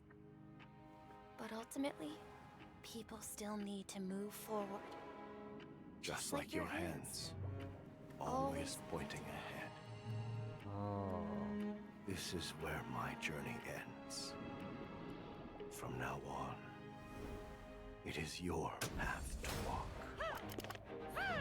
Trailblazing means taking paths your predecessors forswore and venturing even further. The Penacony and Mikhail's this dreams is an does not incredible belong scene. to order.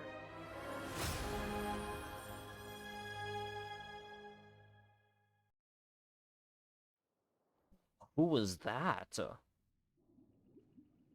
Was that Akavili?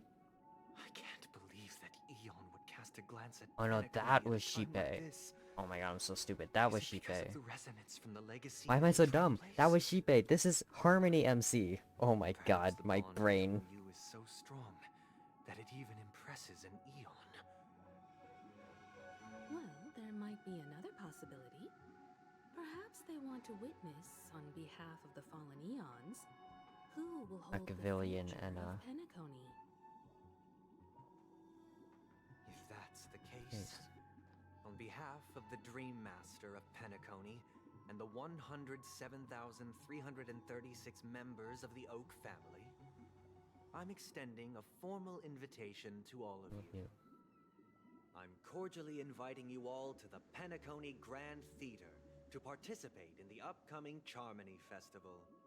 And, of course, you won't be in the audience, but on center stage.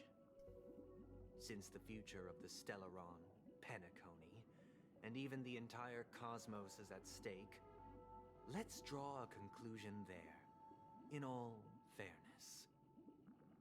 If you truly believe in Akavili's path, then show me their courage and determination.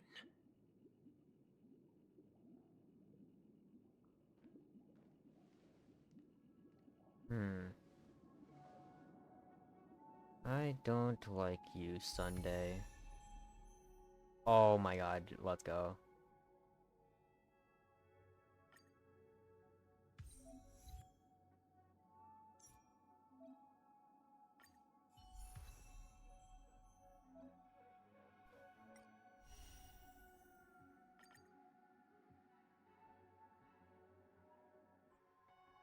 Alright. Let's see what this Harmony Trailblazer can do. Increases the break effect of all allies. Causes additional break damage when allies attack enemies that are weakness broken. Oh. Okay, we're imaginary. Please stay tuned. Oh, that's great. Please stay tuned. I love that. We need a Please stay tuned.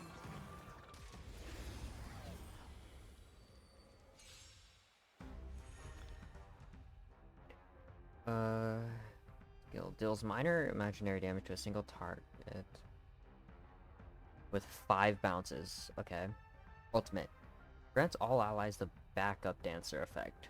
Allies with backup dancer have their break effect increased and additionally deals super break damage 1 time when they attack enemy targets that are weakness broken. Trailblazer regenerates energy when an enemy target's weakness is broken. And then technique is, at the start of the next battle, increase all allies break effect. Okay. Time to test our rapport. Let's improvise. Oh, that's so cool.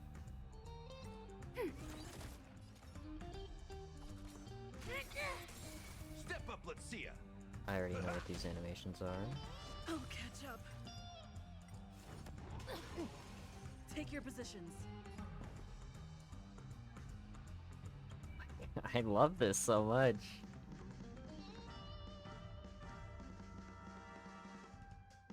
Holding with the hats. The hat looks great. Dreams do come true. The mood is set just right.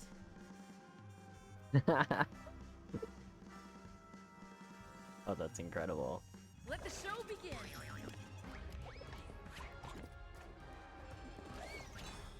Okay.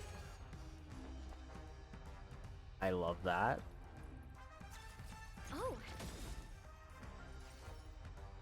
Enemy data secure. Net markers activate. Time for a good old counterattack. Skill here. That's all you got? Stay in sight. Nice, like my friends. Gallagher ult. Indulge yourselves! Let's improvise. Oh my god, that's super break damage. Holy. Wait, this would just kill then, right? Wow. Wait, Harmony MC is insanely strong. What the?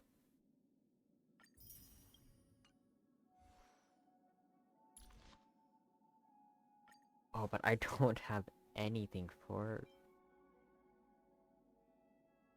Do I have any more? Do I have any more memories of the past? If not, I think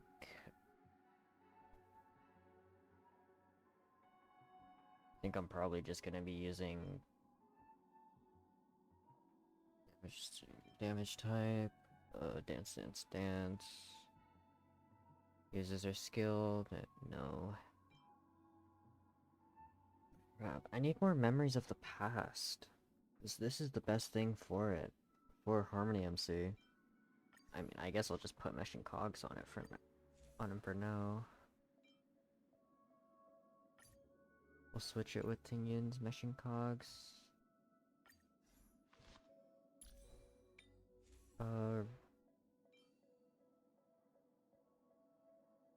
Relics? What does your stuff scale off of?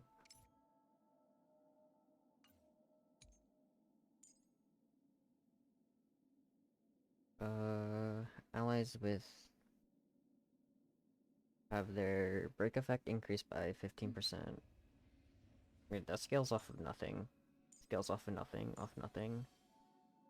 Equal to 25% of attack.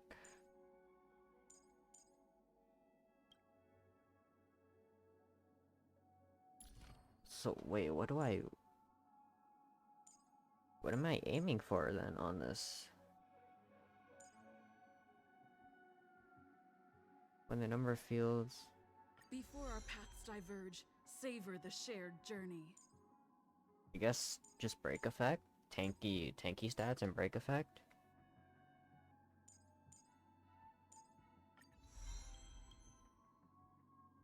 Oh, I have to farm more harmony stuff.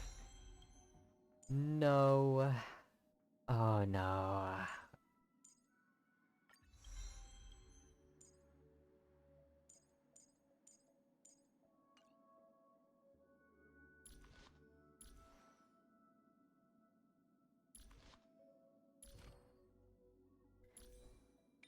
I don't think I have any stuff for Harmony MC then.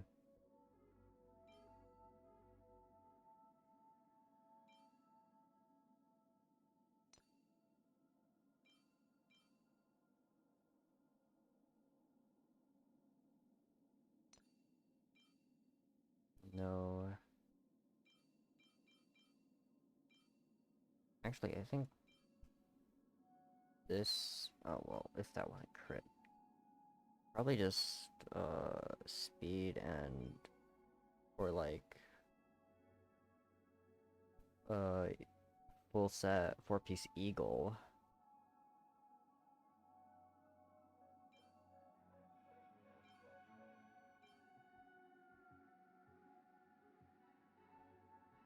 Because this stuff doesn't scale off break effect, does it? I don't think his stuff scales off anything. Attack percent. Off of Trailblazer's attack. This is just flat.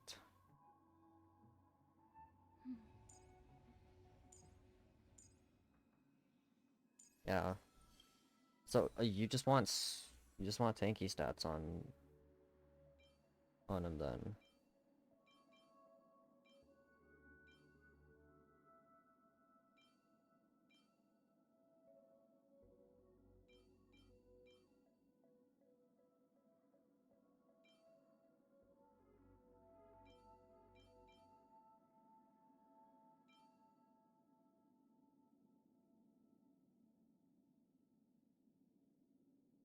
I mean, do I even have a team that I could use Harmony Trailblazer on right now? I don't think so. I'd probably use Harmony Trailblazer once I get...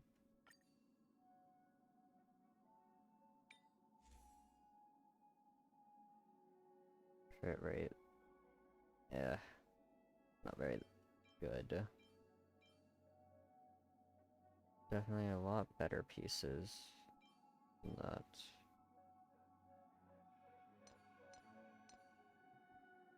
This one's alright.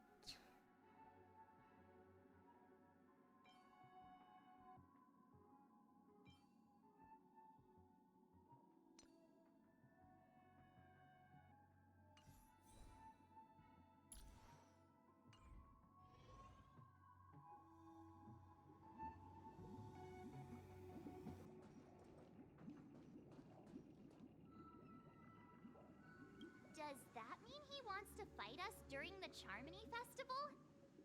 I'm afraid so. This is weird. Aren't Arc villains usually plotting some dirty conspiracy in the end? But he actually said something like, "In all fairness." Could it be that he's underestimating us? Well, in my opinion, Sunday is deeply committed to his own philosophy and genuinely wants to prove that the Order is right. I sensed a strong conviction and a desire for dominance in him. Maybe he won't accept the outcome unless he wins fair and square. That's why he'll give it his all in the upcoming battle.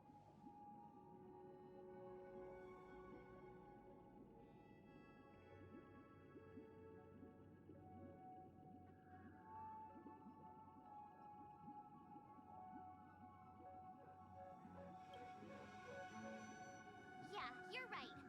We've even dealt with a Lord Ravager of the Destruction, so a follower of the Order won't be a big deal. Anyway, we can't Let's leave not this get too dilemma cocky. unchecked.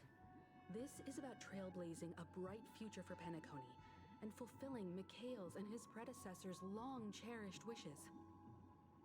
Now that we've taken up the mantle, we can't afford to fail them. However, the same applies to the Order. Their plan didn't materialize overnight, and they have the profound collective consciousness of the planet of festivities behind them. A desire to dream, to slumber and escape reality. All those hidden emotions have given birth to the sweet dream of the Order. They've harnessed the will of an entire planet to create an eon. This confrontation is far more complicated than a simple power struggle. To secure Penacony's future, fighting on the stage alone is not enough. I really want to make a team with Harmony MC to use for this upcoming fight. I believe Firefly is trying to say that she's heading off to another battle.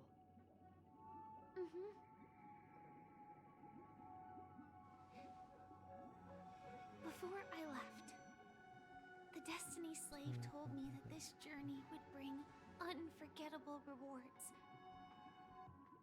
Even though the script he gave me only had a few lines, I couldn't ignore them. Because one of the lines said, "I'll experience death 3 times in the land of the dreams." 3 times? This can't be serious. She experienced it once, then she experienced it. The first time was a painful death when I was stabbed by the Blade of Dormancy, which led to all subsequent events. The script will always come true, but in a way that will only be revealed when that page is turned. So now I've understood the meaning of my second death. And I am prepared to face it. If all goes well, my efforts will provide crucial support for you. Only by achieving victory in this battle can we secure a future for Penacony. And only then, my third and final death won't come true in the most terrible form. The most terrible form? Does that mean... The true death, where everyone in Penacony loses themselves completely in the eternal sweet dream of the Order. We must do everything we can to prevent that. Have you made up your mind, Firefly? Yes. Otherwise, I wouldn't be here. Thank you again for your assistance for the Astral Express. May we meet again, in reality. Yeah. Farewell, everyone. May your trailblazing expedition never end.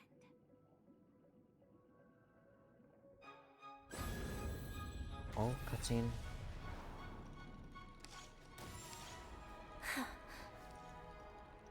I dreamed of a scorched earth. Everyone, are you ready? A new shoot sprouted from the earth. It bloomed in the Farewell. morning sun and whispered to me. Like fireflies to a flame, life begets death. May we meet again in reality. Farewell, Firefly. Oh, After today, back here. Japella's name will disappear from cosmic Oh, we're continuing here. and the Everflame Mansion will take its place. In the not-too-distant future, you'll receive an invitation. That's your next stop. Land of the dreams. Penacony. We've already heard this dialogue. I hope you find whatever you seek there. Be it answers or salvation. You mean my 3 deaths? Silverwolf told me about it. It's such a shame that it's not part of my script. We've seen While I this want then. to live, I'm never I've seen afraid this of part. death. The opposite of death is eternal life, and that's something I'll never desire. People die, and I am no exception. Death is like a script, a fate that cannot be defied. But that's exactly why we have to choose where we want to rest forever. Do you exist just to perish? Are you not the same, Blade? The end you desire is not one dictated by others. If I were to die now, I would only be a weapon. I believe I should die as a human. Though its definition escapes me, isn't this the answer that ordinary people look for their whole lives? A name that can be carved onto their tombstone. The tombstone that belongs to me once bore the inscription, Glamoth's Iron Cavalry. Then it changed to Celeron Hunter. One day. But one day, it will bear the name Firefly. And all the brilliance she showed at the end of her life.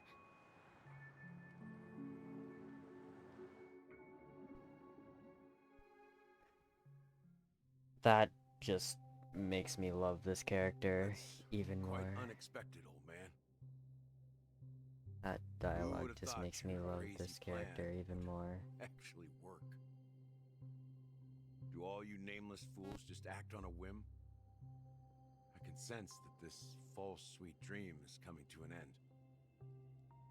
The nameless may be young, but they had the ability to achieve this goal.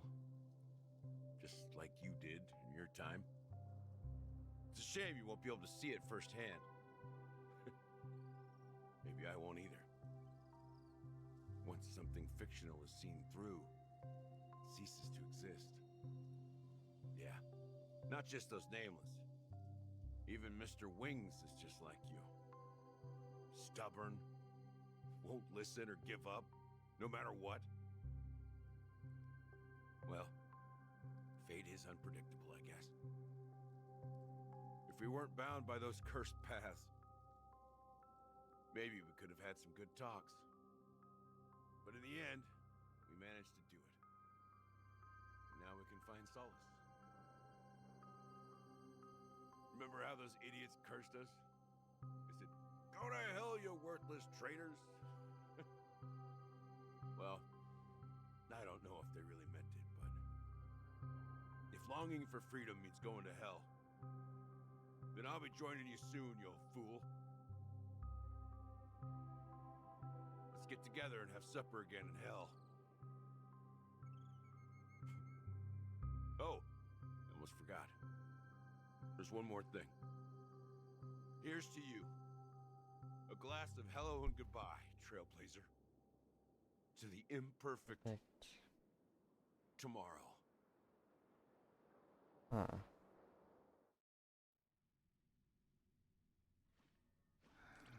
It's warm here, isn't it? Oh. You're lucky to have found shelter from the rain. Let alone fresh berries in this Was it? desolate Wait, oh my god, my brain is currently melting. Is this Mikhail? Who's talking to Acheron? Or is this Mikhail's father? I was just following the scent of life. It's Or particularly strong in a grandfather? place No, like is this Mikhail's grandfather? It's a shame these berries don't have much flavor. Seriously? In case you didn't know, this fruit is pretty juicy. The only downside is that when you chew it, it becomes extremely spicy.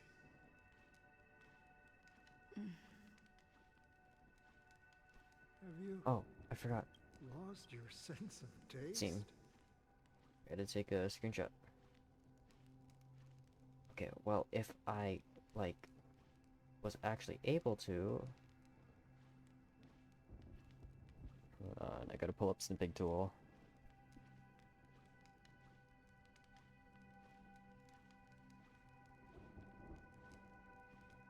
Beautiful screenshot. Alright, continue. I can still taste certain things, like a faint sweetness. Before coming Who is here, this I talking to saw a place called Acheron, though? Wargon. It had barren cliffs and nights lit by bonfires. Is this Burgundy snow Mikhail? would fall from the Or is this sky. Misha? When it landed on my tongue, it tasted like raspberries. The flavor wasn't exactly sweet, but it left a lasting impression. When I think back on my past, I realize that what's tying everything together isn't the big events, but rather these small yet unforgettable moments. Don't worry about it. Losing oneself is a reality that every self-annihilator must face. At least I haven't completely lost my senses and memories yet. Well, congratulations on adding another footnote to your journey.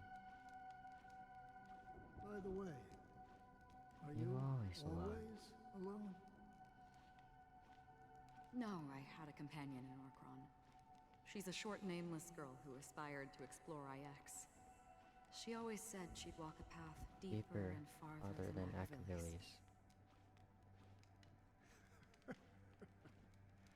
Quite an ambition for such a small girl.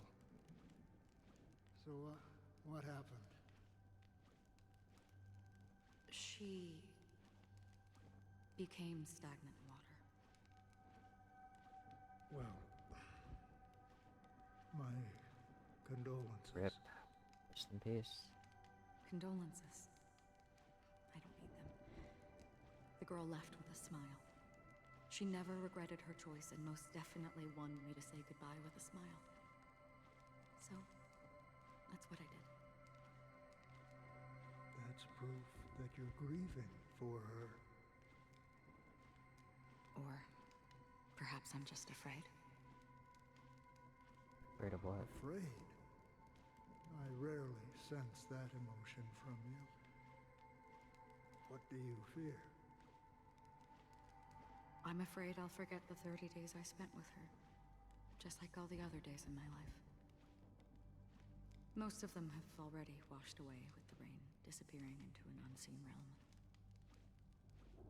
I fear that those vivid red memories will fade away too. There isn't much color left. And besides this faint, warm red, there's almost nothing. Hard to imagine.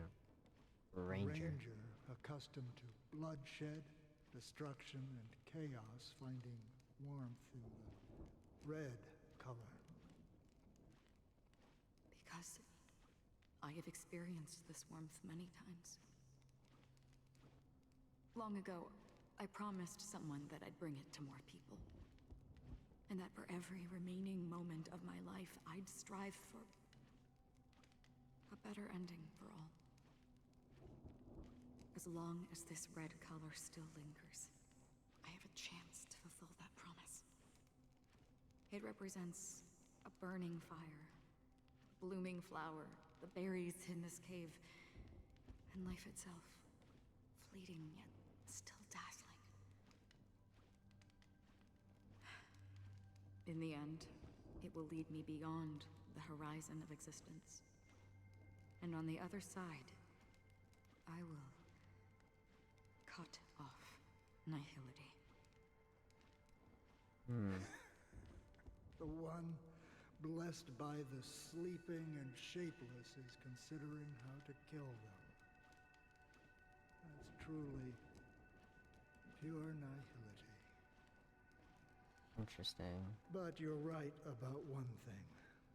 After spending so much So that time does near this stagnant water, confirm a only few when things. I look Is at that this vibrant although red fire, Akron has been blessed do I realize and looked upon by IX Annihility, still alive?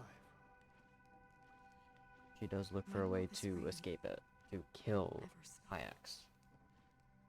That's why she is Perhaps considered a self-annihilator, when the other than sorrows a of the emanator. departed have finally quieted down, the sky will clear up.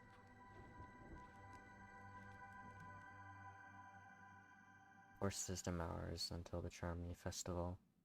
Have you heard of a planet named Biari Scamandros, Don Hung?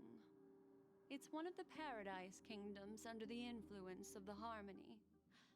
A sought-after wonderland for the inhabitants of the Dardanu Major and Minor systems. Half an Amber Era ago, the family held an unprecedented festival there. And after that, everyone on the planet became part of the family. Do you think the same thing will happen on Penacony? Yes. Or how else can we explain it? The family deliberately used the Watchmaker's invitation to keep all the Pathstriders here, but banished the Emanator of the Nihility. Because of the Nihility, I'm rarely affected by the power of other paths, but somehow I can unconsciously infiltrate them. Maybe that's the risk they're trying to avoid. I would disagree. Biaris Scamandros is not part of the credit system or connected to the Silver Rail. It's nothing more than a remote civilization sheltered by the Harmony. But Penacony is different. If the family messes with Penacony, that would be like declaring war on almost half of the factions in the cosmos. They have no reason to do that. No, they don't. If they truly serve the Harmony, that is. But they don't truly serve the Harmony. The path in Penacony is impure. The Harmony here has impurities. Do you remember the ancient swarm disaster? Yeah, I'm starving. Holy. Tazeront, the Alright, after this dialogue, I gotta find a good stopping point. and it I'll probably end it off here. evolved into a fierce battle among all eons. Two paths lost their eons in that war. The propagation and the order. Coincidentally, their downfall is related to a certain eon. Shipe, the Harmony. Legend has it that they participated in the crusade against the Imperator Insectorum, and devoured Anna the Order for unknown reasons. Holy forgaroni. So you're saying that the two leaderless paths are working behind the scenes? But I don't see any descendants of the propagation in Penacony. Could it be that the remnants of Beyond the Sky Choir are hiding within the family, trying to resurrect a fallen eon? That is what they're doing. For sure, but they're definitely planning something for the Charmony Festival. This is getting way too complicated. Is this why you want us to leave Astana right away? Are you giving up? The Charmony Festival will start soon. There's one thing that I need to confirm no matter what. A warp jump is the best way to do so. Time is running out. I have another plan. Oh? Hold on. Are you thinking of using the Jade Abacus of Allying Oath? Exactly. Call on an old Assistance friend. from the lawful Cloud Knights would be enough. Think it over carefully. You can only use that once in your lifetime. I have considered it thoroughly. My companions are... they're also once-in-a-lifetime treasures.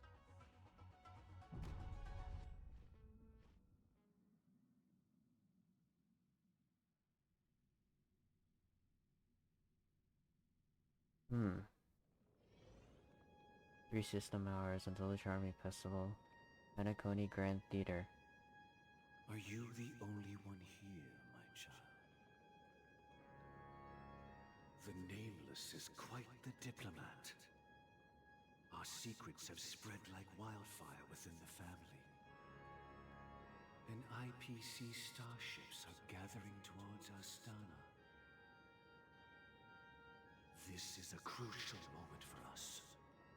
So, where is the chosen one who harmonizes the varied sounds?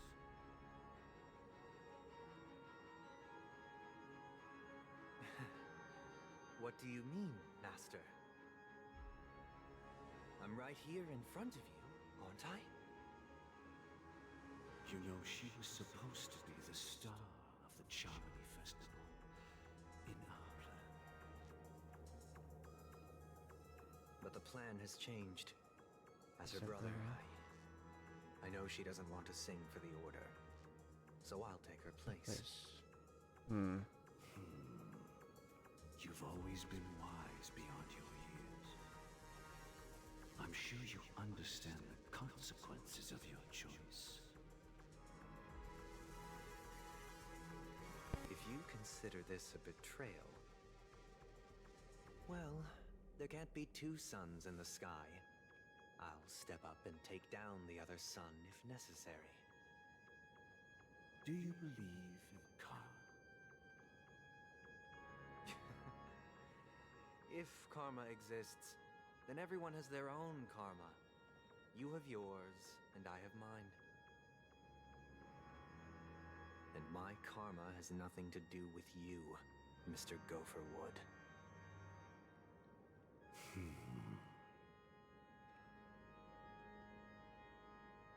All right. Since you're willing to sacrifice yourself for her, I'll grant your wish. Okay. Well, he the has compromise came sooner than some expected. honor, Why? some heart, but I still do not respect him whatsoever. And one of you is destined to follow this path to the end.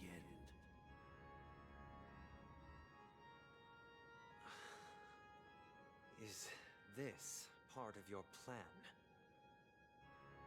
Of course. You're still as clever as you were when you were a child. The opening is near. Go, my child. Seize the power of the harmony and reveal your karma. I have one final question, Master. What is this question, Why Sunday? did you choose to bring the Order to Penacony? Wouldn't it have been better to choose a desperate world instead of a city filled with hope and dreams? Why? It's for justice, my child. Why do you choose to follow it, Sunday? If we lose justice in our hearts, we'll make the same mistake as the Harmony did. So, it's not you who manipulates the dreamscape with the Stellaron, but... Well, that's where our conversation ends. Go ahead. The 107,336 souls of the Oak family have dreamed of this moment too many times.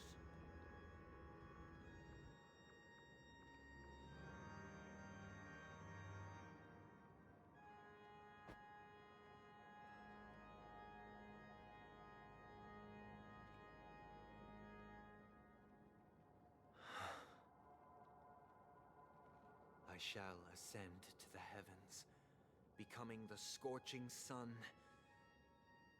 Bathed in my light, my people shall flourish, while all evil shall be eradicated. Oh, that's a lot of ravens.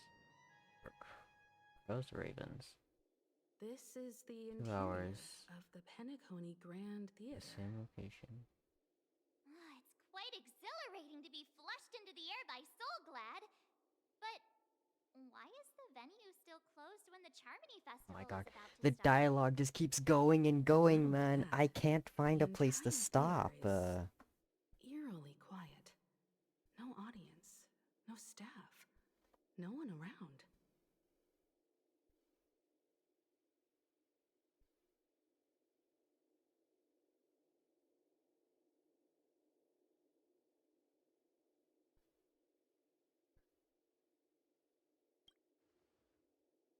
Even if we're late, a grand theater like this shouldn't be completely empty.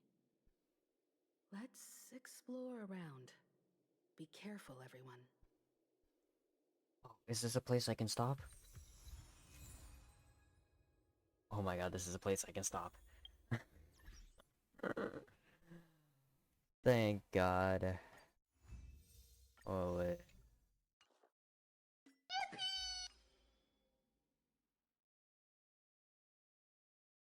Oh, hello.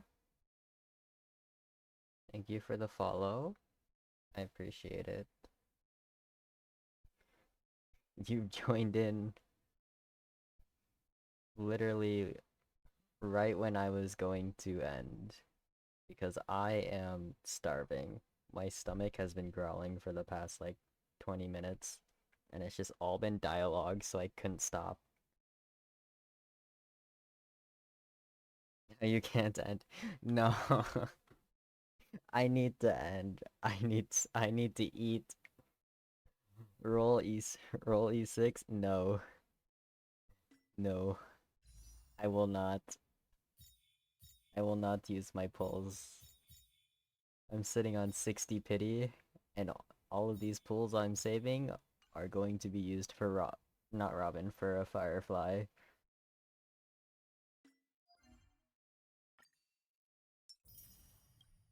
Finish this. I have a new Crimson? What's this thing?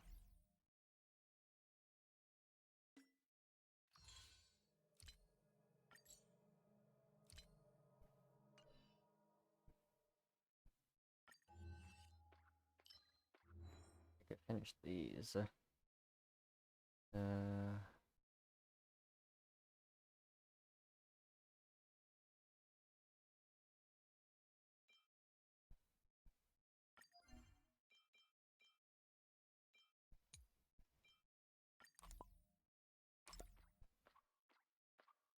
Hope you had a good stream? I did.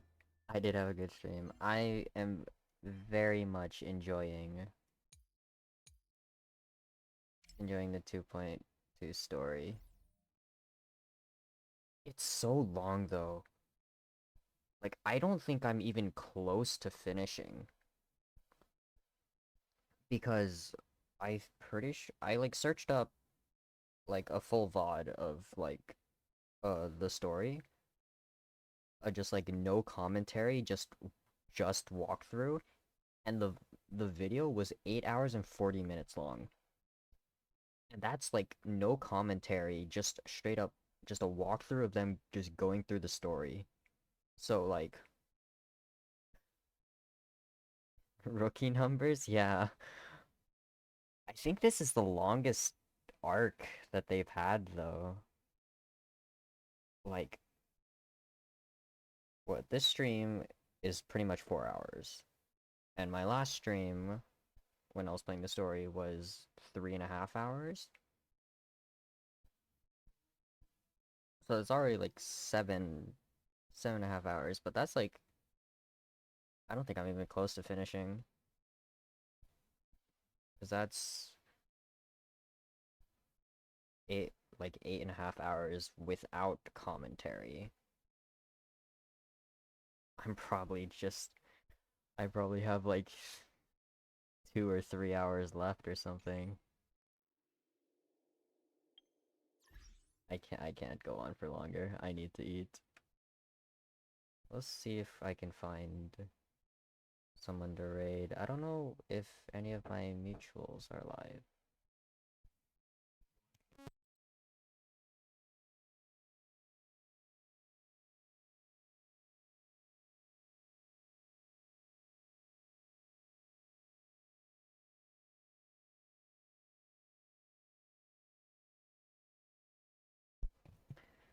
Let's see. Do we have any mutuals live? Lock is live. Can go raid Lock. Yeah, but I've been going for 4 hours. I haven't eaten anything since I got home, which was probably a mistake.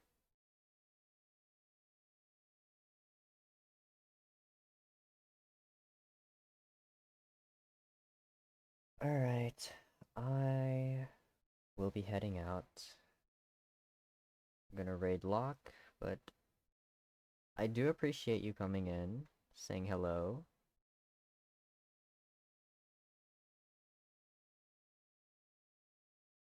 I will see you later. Bye bye.